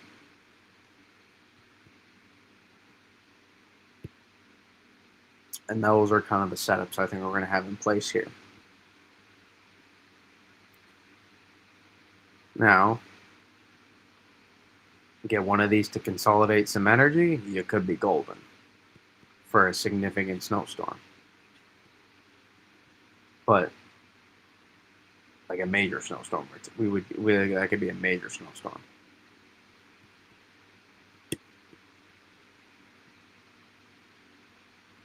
But even if not, there's still plenty of opportunity for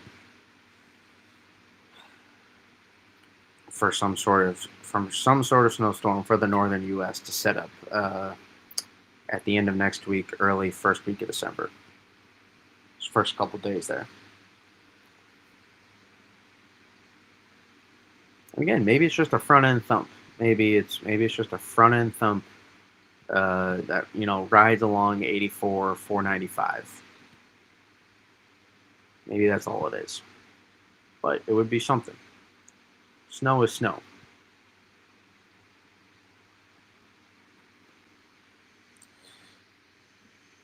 Will be higher, the Pat season winter or inches of snow in December in my backyard? Mm,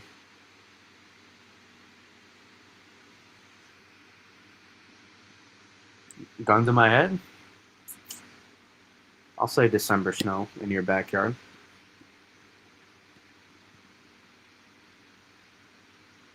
Patriots will win what, 13, 14 games probably.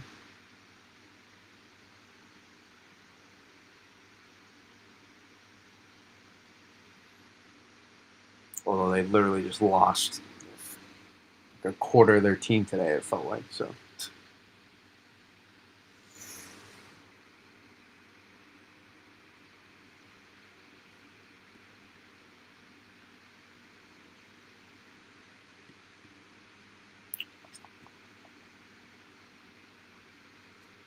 yeah, I mean that's the general idea. Hey, we were able to get over 1,000 people total to tune in on X.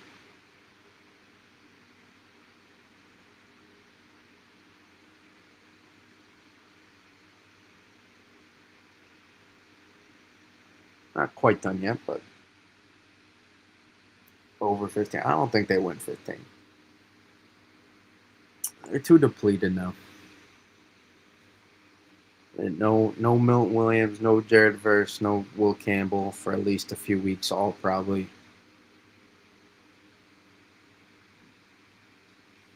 gonna be too tough. But again, some takeaways, guys. Let's stop looking at this hour and being like, this is the holy grail. This don't mean nothing.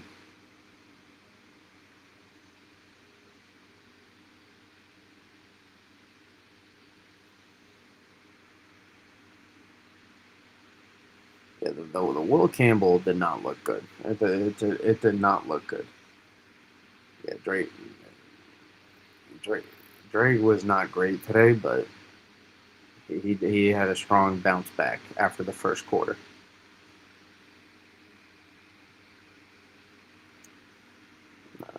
Twisted's just a troll. Is what he is. He took so much pride over that Southeast Ridge post. See, we can look at some of the panels here. I know there was a big one at 12Z that I know there was.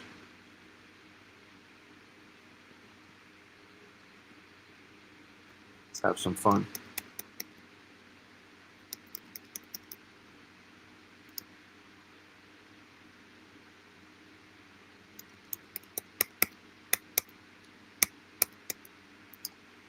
Let's see.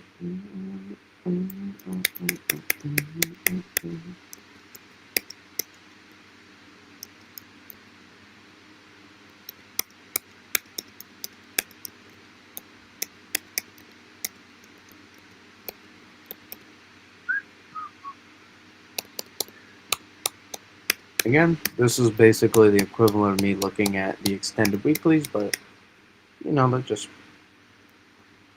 for fun.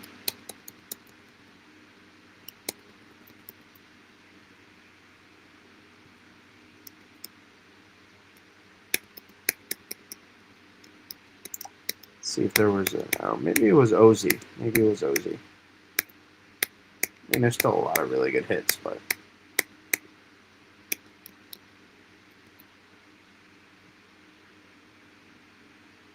maybe it was OZ.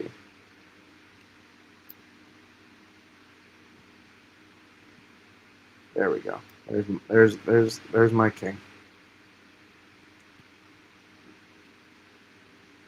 We'll never forget you.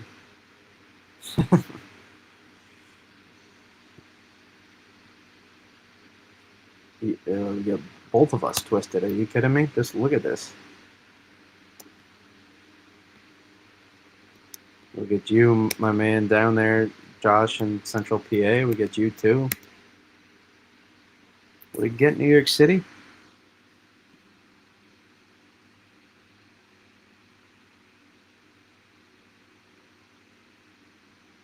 Close.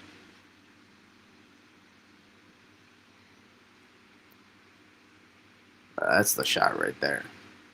Gorgeous.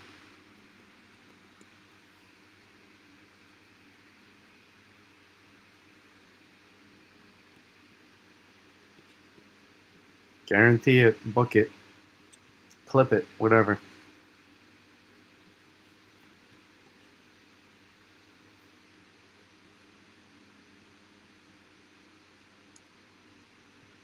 And here's also the thing: you get if we do get just that, if we just do get that one big blockbuster, we get that that one 10 to 18 inch storm. December is that's it. We won December because what I mean, almost can almost guarantee that there's going to be a couple light snow events in December, even if it's just literally two. Like let's say you get a 13-inch storm, or even let's say an 11-inch storm, a 1 inch, and a 2-inch storm. Boom, right there, you got a 14-inch December.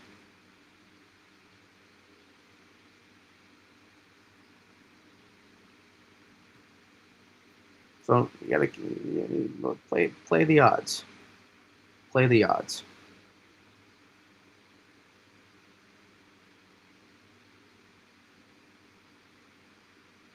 Oh, how did I miss this one? From 12Z. How did I miss my glorious? Look at this. This would feed families right here. Are you kidding me? This would feed families.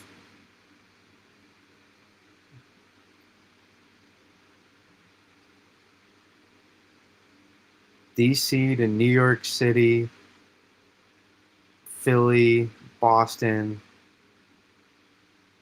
and even gets the interior as well. Would feed families right there.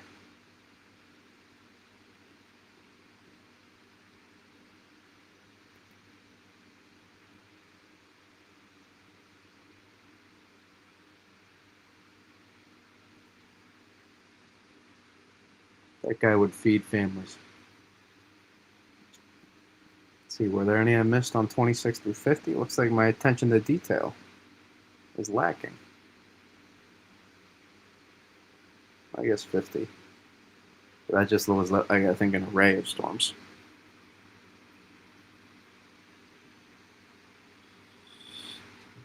We needed December 2020. Check 23 on the ensembles 12Z. Oh yeah, looks like I would have checked what you said anyways. Sorry, 24. Yeah, that's fine. Give me a blockbuster a few days before Christmas and keep it La Nina. Torch the crap out of February. I don't want to torch the crap out of February.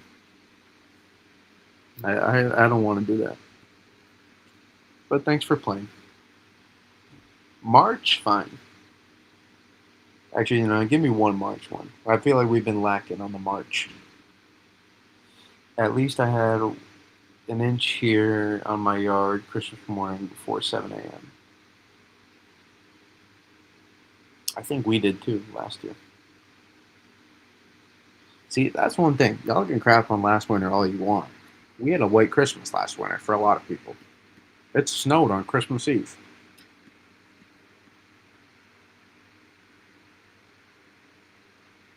Not too bad.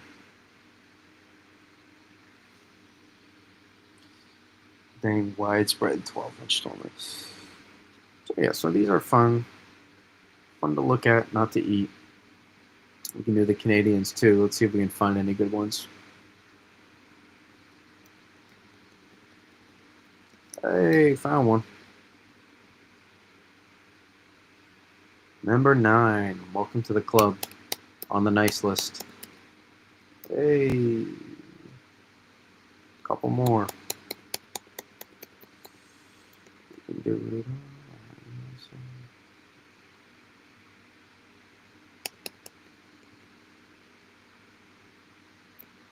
Canadian now.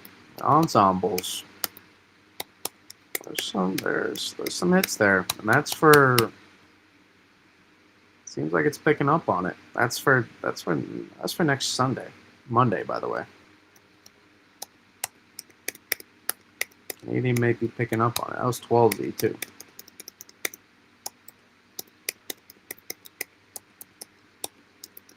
Will we have to give first praise to the Canadian?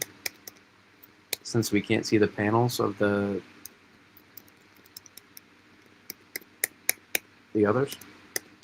That's a really solid Canadian ensemble run right there. Again, y'all know we don't have to go through all the stuff again. You can replay it if you want. But now, here we go to the worst model on Earth ever created. This thing, man. I'm just about done with this thing, to be honest. The scores on this, too, I don't know if y'all, it's awful. It's in the 0.8s. It's in the 80s. Like, it's a below average model. Literally. Scoring wise, well.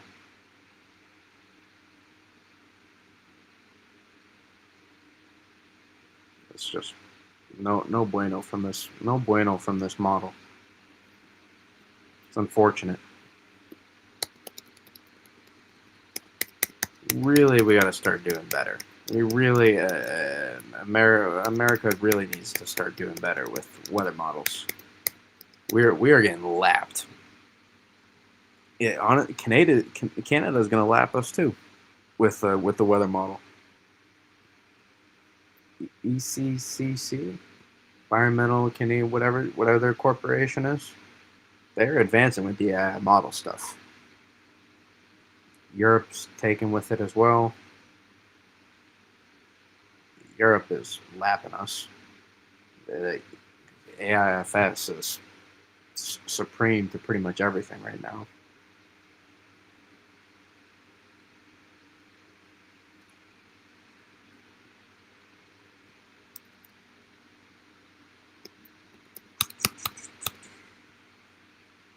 And if you just happen to click on the stream while you just saw this, Again, I'm just looking at stuff for fun. This doesn't really mean anything. Just seeing if we can, seeing how many fantasy snowstorms we can find.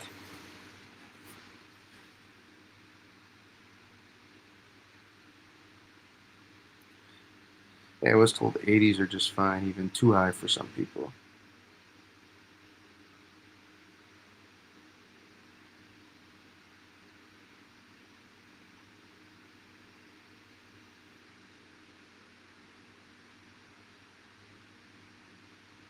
No way Christmas in coastal Connecticut. That's just cold and dry.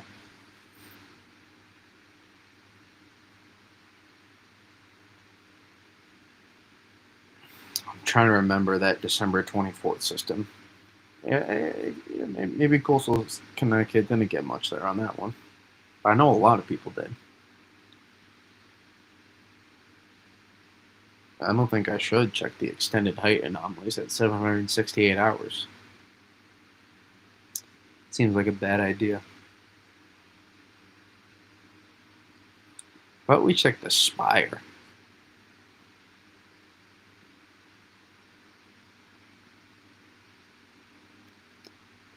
Spire P-type map. Oh, there's your LES, by the way. So regardless of what happens, regardless of how big our, even though we're probably going to be in much of the warm sector, look at the backside of the system. Right? We're going to bring in deep cold.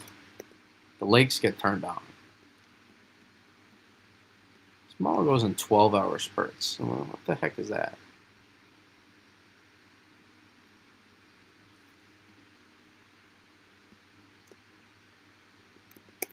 Lakes are going to get turned on after.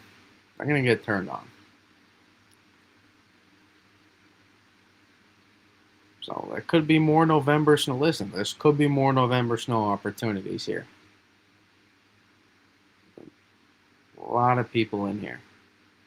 This could be more November snow opportunities on the backside here next weekend.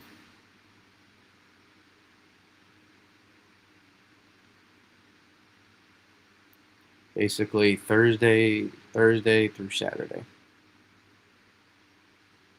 And then again,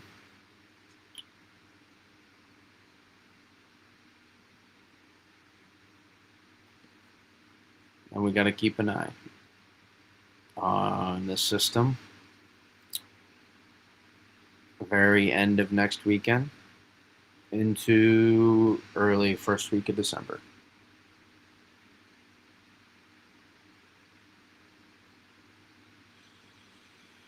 This is the content I'm here for. Good old fashioned Spire.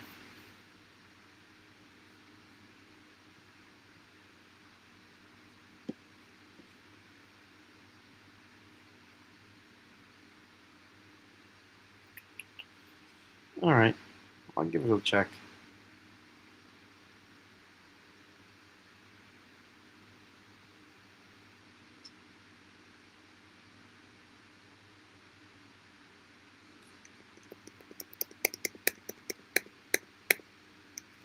I like that.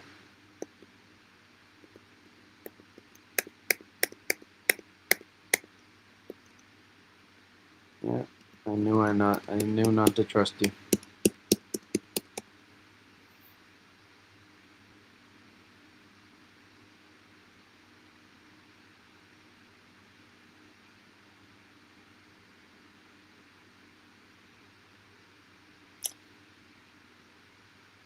I knew not to trust you too, is because I didn't even know what would happen. Because I don't look at these.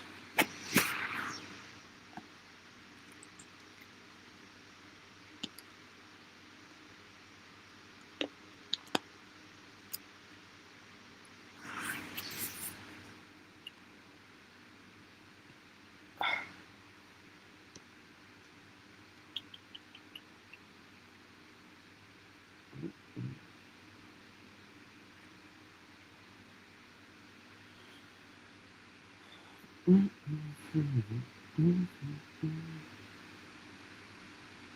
let's make sure I covered everything I want to.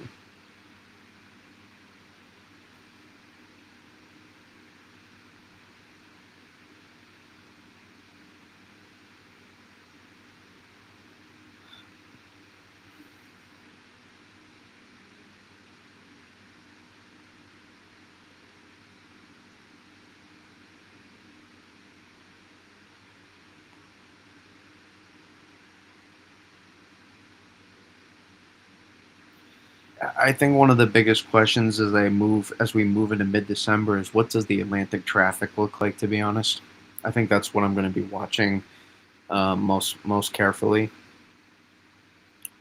Is what does the blocking situation look like in the Atlantic and in the southern U.S. Are we going to be going southeast ridge, southern ridge, or are we going to be looking to see more high latitude blocking get going here and here again?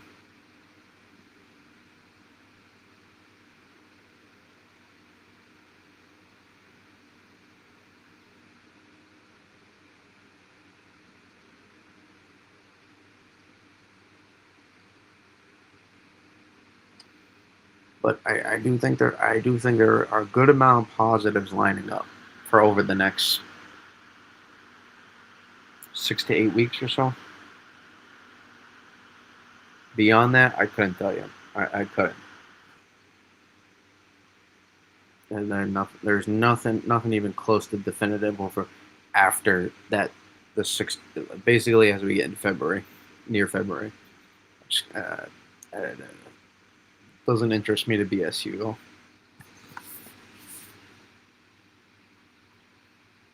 Open back up YouTube again. I want to go old-fashioned boomer. Bring the thunderstorms. We've had winter thunderstorms before. How about thunder snow though? Let's do that. It took me till April last year to see my well, not that it hasn't happened before, but actually witness it. Thunder snow. And record it. Had to record it too. You know, the frustrating part is though, I had a lot of my videos removed because I dropped my phone. I left my phone in a lake at some point. Fell out of my pocket into a lake. Had to get a new one. Photos were not backed up. So, moral of the story is zipper pockets.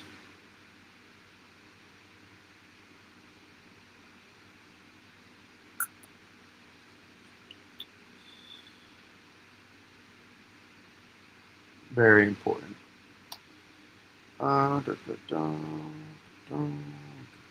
Yeah, model biases, we covered that.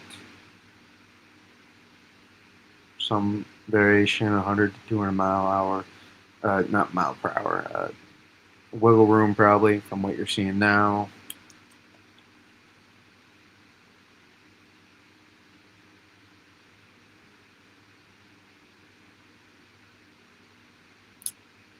You can look at sea surface temperatures too. That's another thing.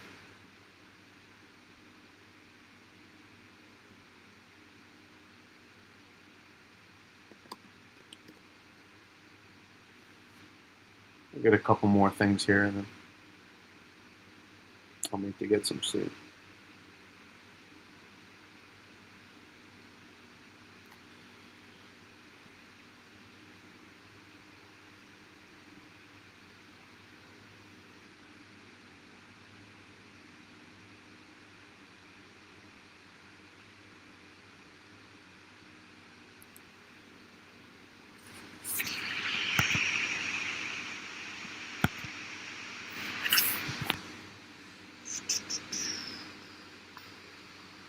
Notice we are pretty above average here in the Atlantic, in the Gulf, and the Caribbean.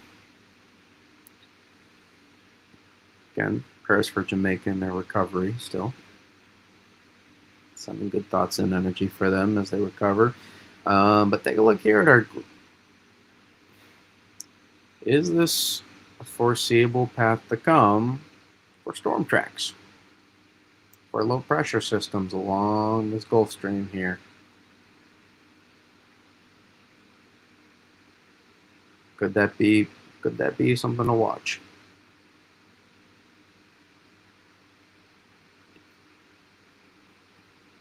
So again, good fuel for storms, above average sea surface temperatures. Keep an eye, could suggest that's where we look for surface lows to track potentially at some point. Let me get to the actual, not the anomalies, let me get to the actual gradients.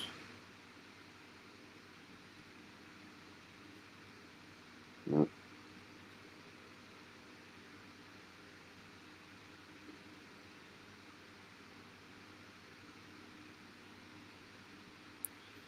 You keep an eye on, again, it's always, I mean, the Gulf Stream, it's not like it ever fades necessarily. Keeping a look at that. We're still 20, 27, 28 degrees off the coast of Florida here. That's very impressive. I mean, Caribbean is still 29 degrees piping above average.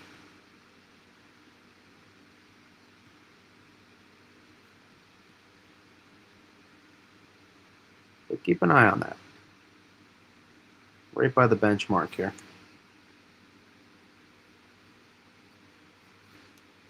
Especially considering over these next couple weeks, there could be some support potentially for where that battleground boundary line kind of sets up potentially. But hey, the fact we are cooler below average just around a lot of southeastern New England, it's not a bad thing either. So that if we do have, we do back a wind off the ocean and it's way above average, that's not necessarily a great thing. But below average, that could that could be the difference in your rain snow line at some points. So that's not a bad thing. Especially considering that there's a lot of good fuel well to the south as well.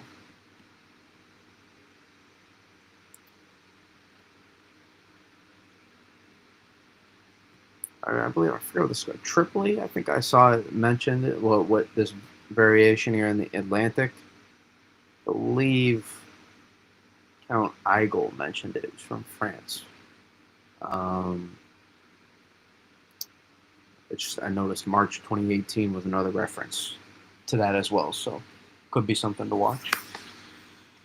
Howdy do, bring Jersey the snow. I hope Jersey gets into some good snow. That'd be great. I feel good night. I hope we have a lot of these streams this year. I hope so as well. I'll be going to bed soon as well. I feel like the first accumulation of the snow being 11/11 here is going to be a good winter.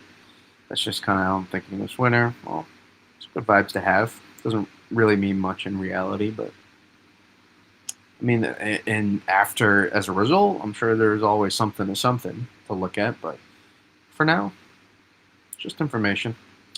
It would be great for Gulf to kind of get riding that Gulf Stream, certainly would be. How do you do again? Bring Jersey the snow. Yes. Let's bring everybody the snow.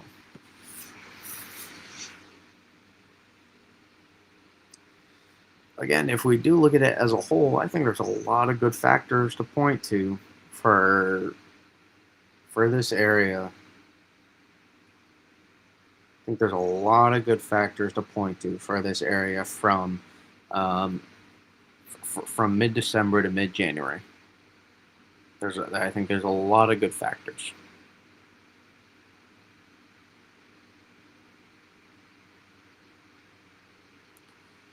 Beyond that, it gets a little tricky.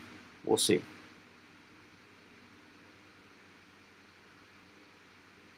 But I do think there's a lot of good stuff here.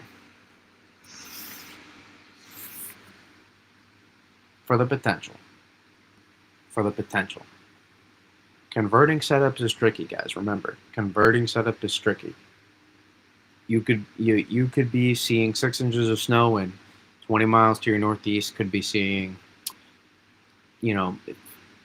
15. And that can make a big difference.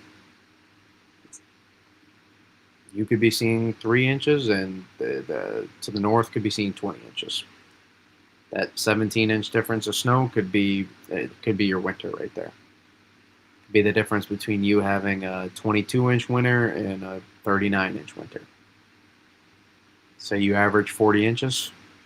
It's the difference between you having an average and a solidly below average winter.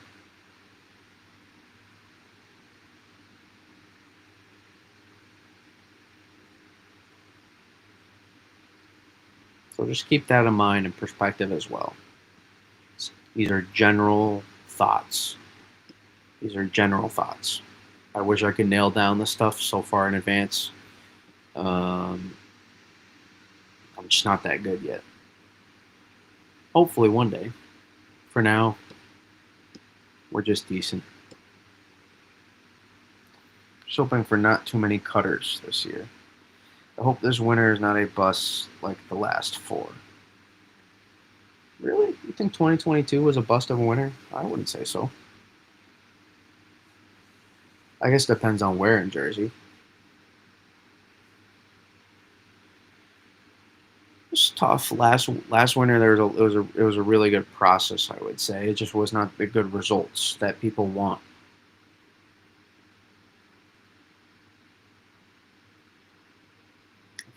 I think last winter there was a much better process than people would say. It was just poor Atlantic cooperation, to be honest.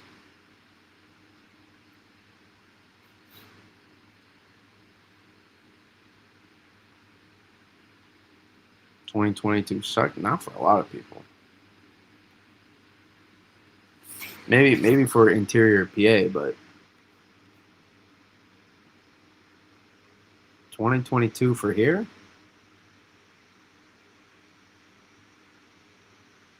2022 for a lot of I-95 and even into the interior to some extent was pretty good.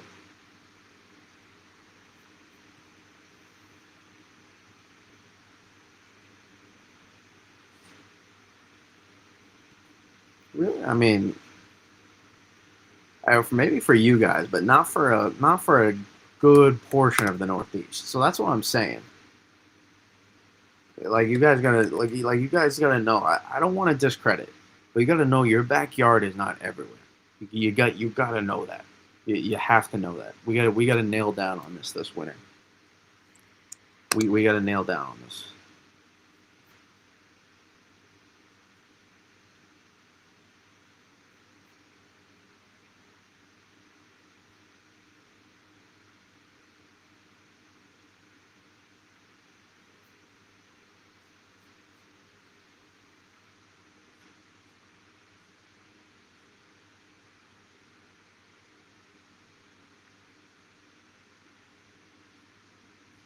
I think I could go into the tri-state area as well.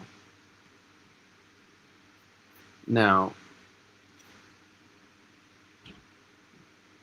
below average, below average, but a lot of these numbers here. And again, granted, this is just southern New England, but could go tri-state area too.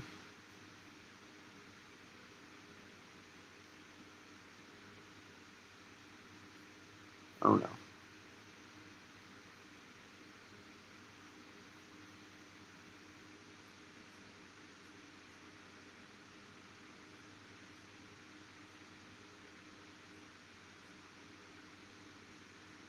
I mean, we go to the tri-state area here, for example.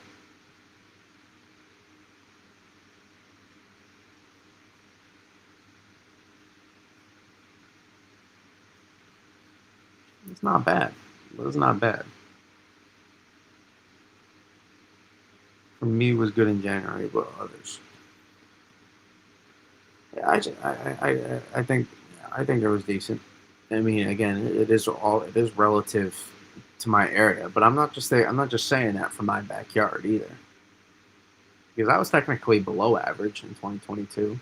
Technically, I was speaking in terms of the area especially from New York City through southern New England, and even down into the Mid Atlantic too. So that's another thing. There was a very good Mid Atlantic storm that winter as well.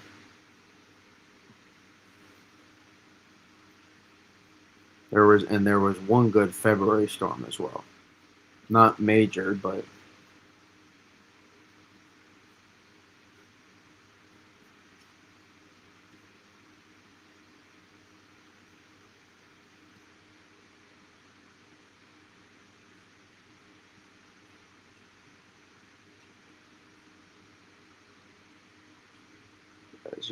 January 7th, and it was like the January 5th one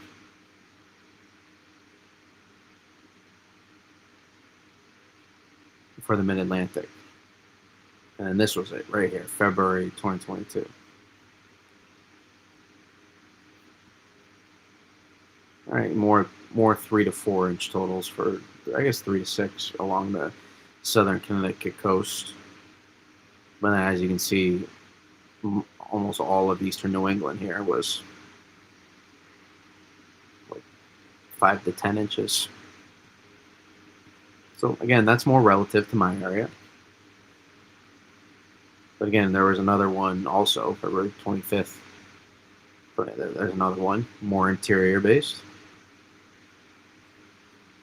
more interior. So again, it was like a dispersion. It was kind of spread out. But I mean, anytime you got South Connecticut coast sitting 25 to like 35 inches of snow, it's a pretty solid. That's a decent. That's a pretty solid winter for South Connecticut coast right there. New York City was a little bit less, but still decent. 2020, 2021, yeah, 2020, 2021 was very good. Again, I don't think you realize how lucky a lot of us are. We've been living in the golden age. We've been living in the golden age of winter storms here, except for the last like 4 years. I think we're gonna change again. Actually, next winter I don't know, but who cares about next winter?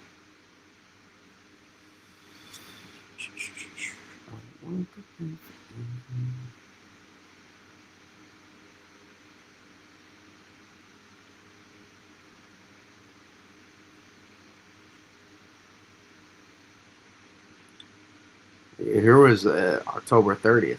That's a big key. When you can get snow to start off the season, that's a big key point. That's a big thing you can do right there. Like 2012, for example, did that too. I got about 7 inches of snow from this one. That was Hurricane Zeta. Because look, he did nothing in November and it took until December 5th to snow again. And then you had December 16th, 17th. Fantastic storm, obviously. Granted, the New Jersey coast is a little bit different.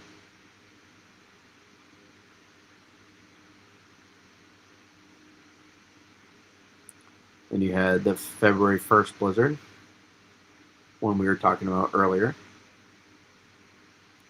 And this was a good storm right here, February 7th, 2021, Super Bowl storm. I think I got about 10 inches of snow from that one as well.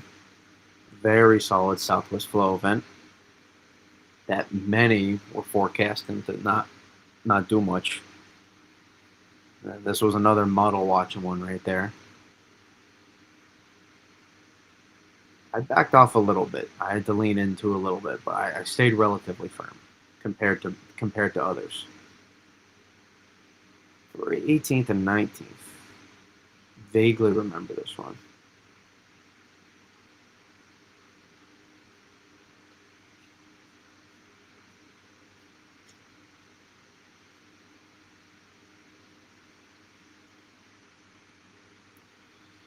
Twenty 2020 was my nightmare.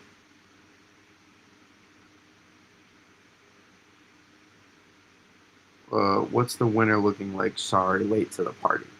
Um, so just a brief recap. I think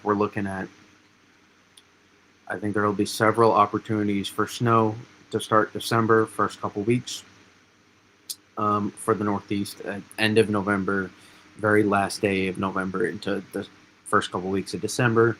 I think multiple opportunities. I think it continues to stay north. Again, I think we continue to favor this area the first couple weeks, really northwest of 95, most favored. But I think after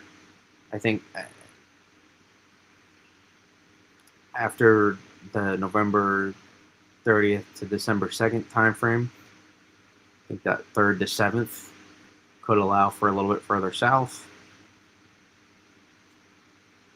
and beyond that, maybe even further south. But the general idea is northern U.S. I guess I could send this a little bit further south to the Midwest. But northern U.S., northeast U.S. Um, to start December should go well, and then I think as a whole,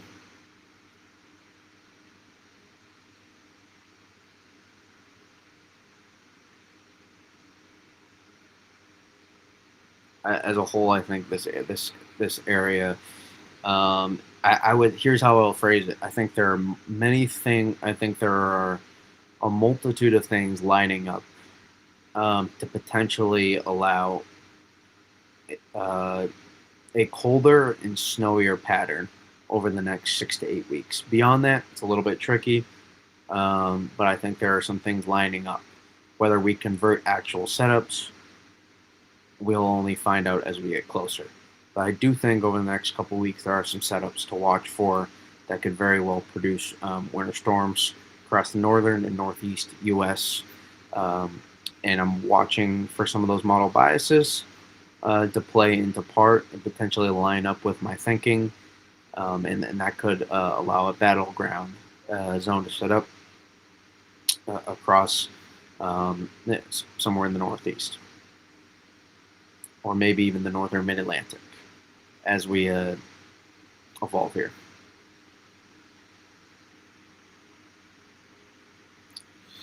Yes, we also got a dusting in Jersey. That's good.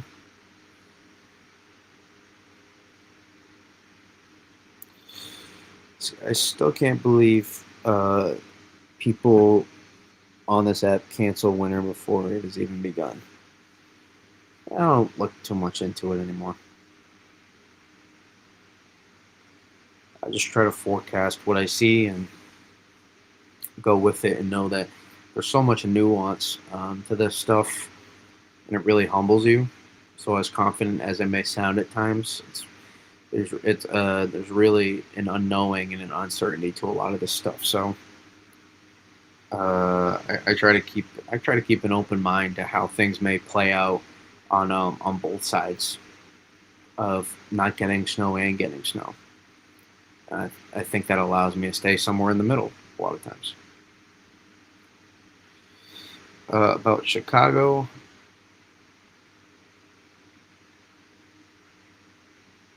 I'll be snow outside. I'm not sure what that means. I'm assuming a typo. And you're trying to say you're from Chicago area. In which case, I don't think you're in a terrible spot over the next few weeks here. I think you'll certainly have your opportunities.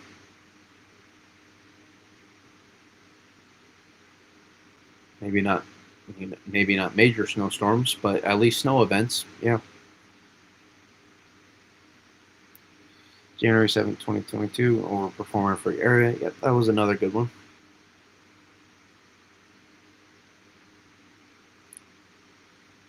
I've done pretty well on Southwest flow events over the past several years, even though I know them better now. I've done fairly well on Southwest flow events over the past few years. The ones that have really caused me trouble, to be honest, over the past few years have been double barrel lows, and those cause everybody trouble. To be fair, but those ones have really have a lot of my C snow map grades have come from those large scale troughs with double barrels. Those cause headaches.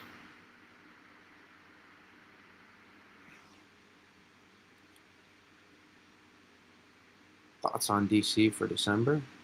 I mean, the same stuff as I was saying earlier in the stream. In theory, I think the second half of December has maybe a higher margin for error, just given a little bit more uncertainty on the evolution.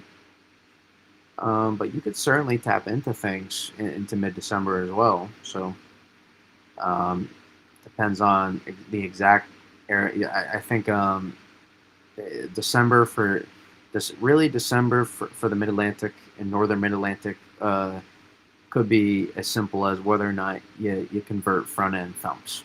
Yeah, that's what it could really turn into, at least for the first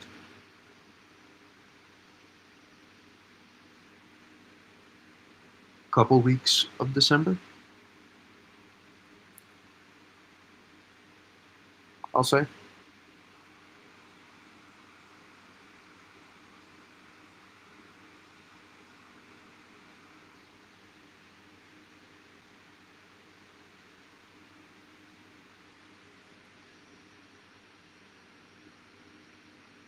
The general idea. I do think the Northeast remains more favored, though. If I thought the Mid Atlantic was more favored, I'd explicitly say that. But also let's be realistic. The Northeast sees more snow than the Mid Atlantic, so it's not like I'm making some crazy forecast, even if it is accurate. That's just the reality. Now, here are some things that could make me think the Mid Atlantic it could be. If we were to say, if we were to, in theory, if we were to, in theory, say, all right, maybe this holds some merit. This would be something where if you were to see that southeast ridge sort of erode, and if you were to see a lack of Atlantic blocking, then I would go potentially Mid Atlantic could be looking pretty good for this pattern. Could be.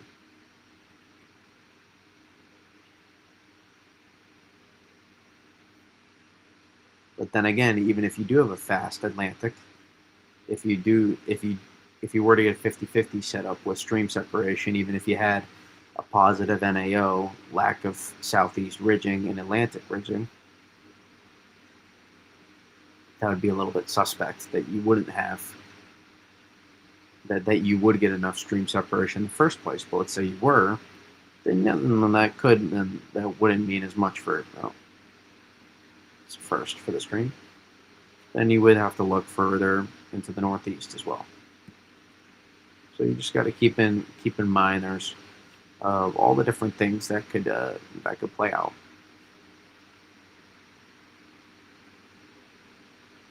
But again, for me, when I see this in this range, I think differently. I think about how this is going to play out 360 hours from now, not what does this show now and what does it mean. This means nothing. But in the context of the end result, you could start to pick apart stuff then.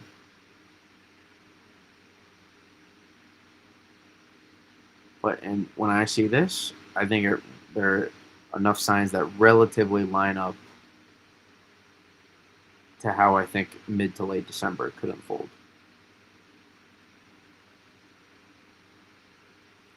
I think there are some really promising teleconnections lining up, along with other variables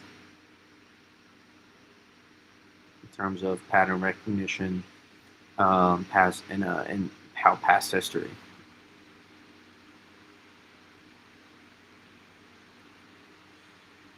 No blocking. We do not need that. It's relative. Atlantic blocking, I love.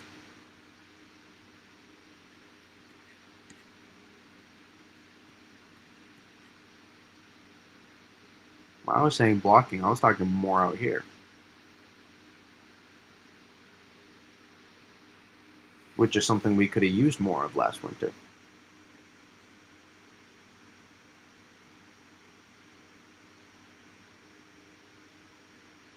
Blocking is not only up here.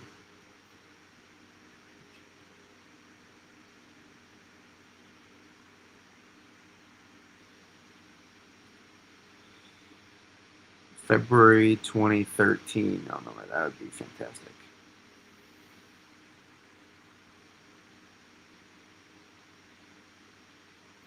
But then again, a negative NAO with the right setup is often can many times be fantastic.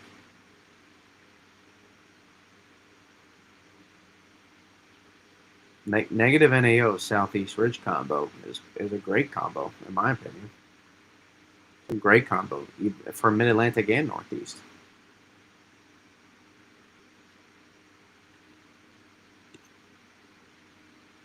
Negative NAO with a different kind of banana block than you would think. It's also another one that can work out pretty good. That oftentimes can get you the right 50-50 setup.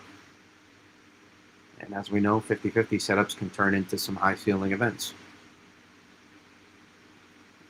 It's all relative.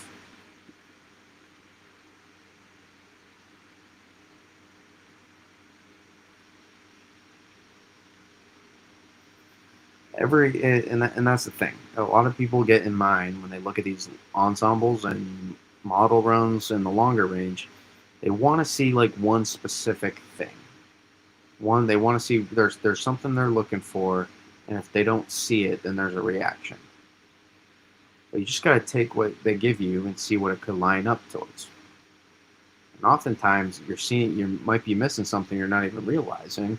That could be good or bad.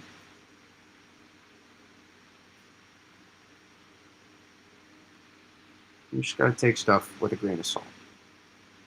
You have to figure out where we're heading, not what's being shown now on models. You got to predict what the models are going to do. Right? Think about it like this: if all you did was, if you were a football analyst, let's say, whatever, soccer or American, whatever, and you just reacted to the scores after the games, and you never predicted them before. Well, I mean, anybody can do that.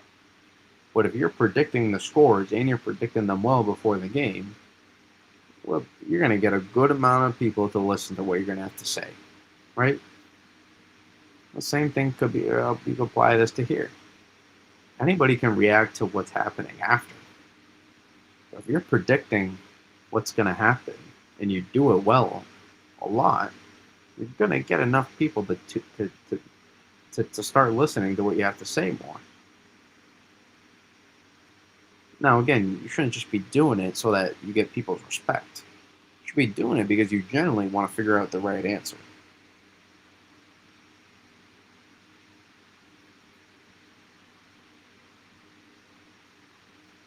And you have a love and a passion for it. Definitely need a negative EPO all winter. Maybe if you're focusing more on the southeast and mid-Atlantic, potentially, like this area. But no, I mean, I don't think it's always necessary. I think it can be really good.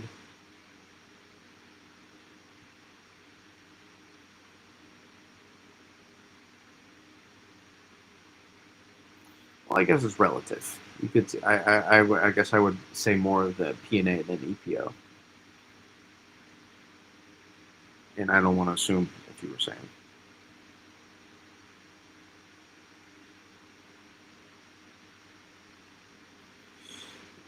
I just don't think there's one teleconnection that matters the most, to be honest. I've grown to learn that it's all nuanced and it's all relative.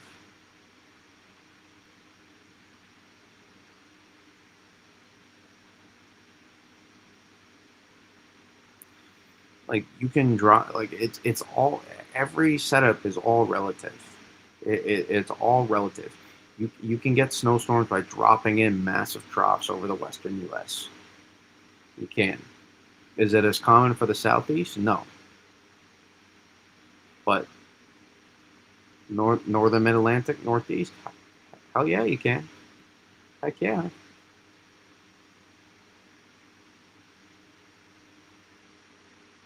Southeast ridge, you can get it done there as well. Alaskan ridge, classic one we look for. You can get it done there as well. Positive NAO, you can absolutely get it done. In fact, it's extremely underrated. Extremely, extremely, extremely underrated. A positive NAO to get snowstorms in.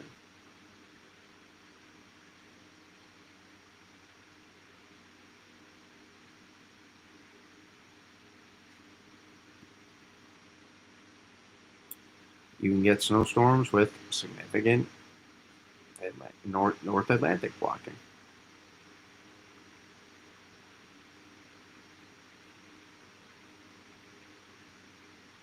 You can get snowstorms in fast flow diving out of Canada. March 2018. We were getting snowstorms where that right off the PV lobe, freaking coming in here and just dropping.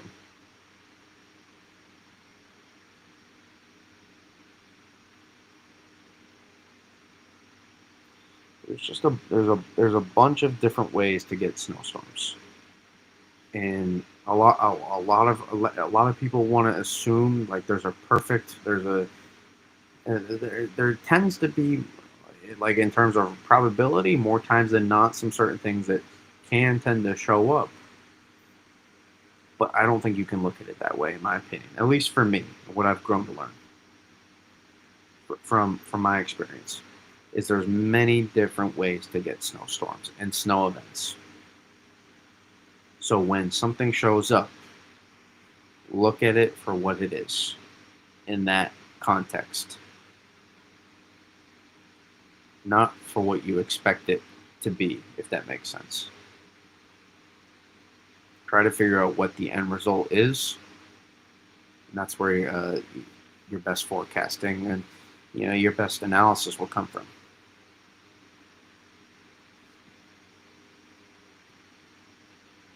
at least in my opinion.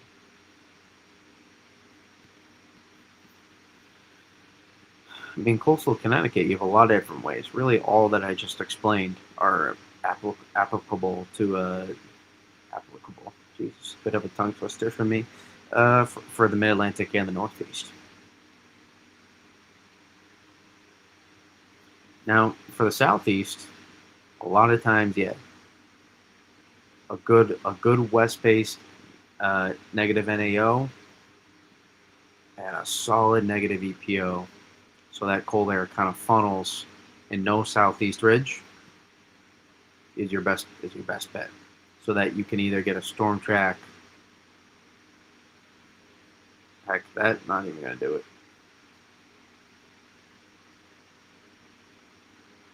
Like that, or like that. That's usually your best way.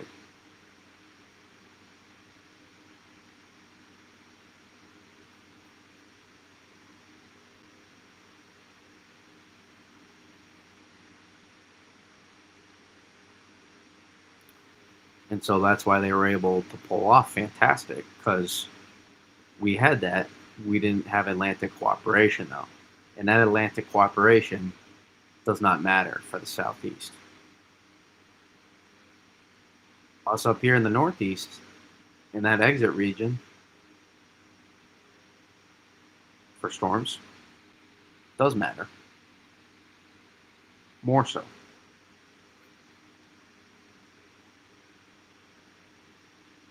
because if a storm kind of just slides here,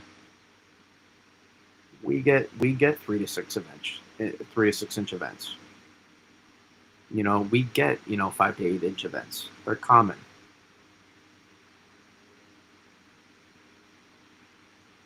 Those are not common here. You get a 5 to 8 inch event. It's the story of the winter.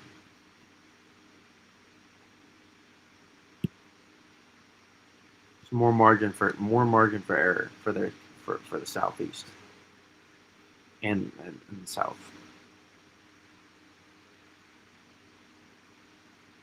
But they also don't see winter as much.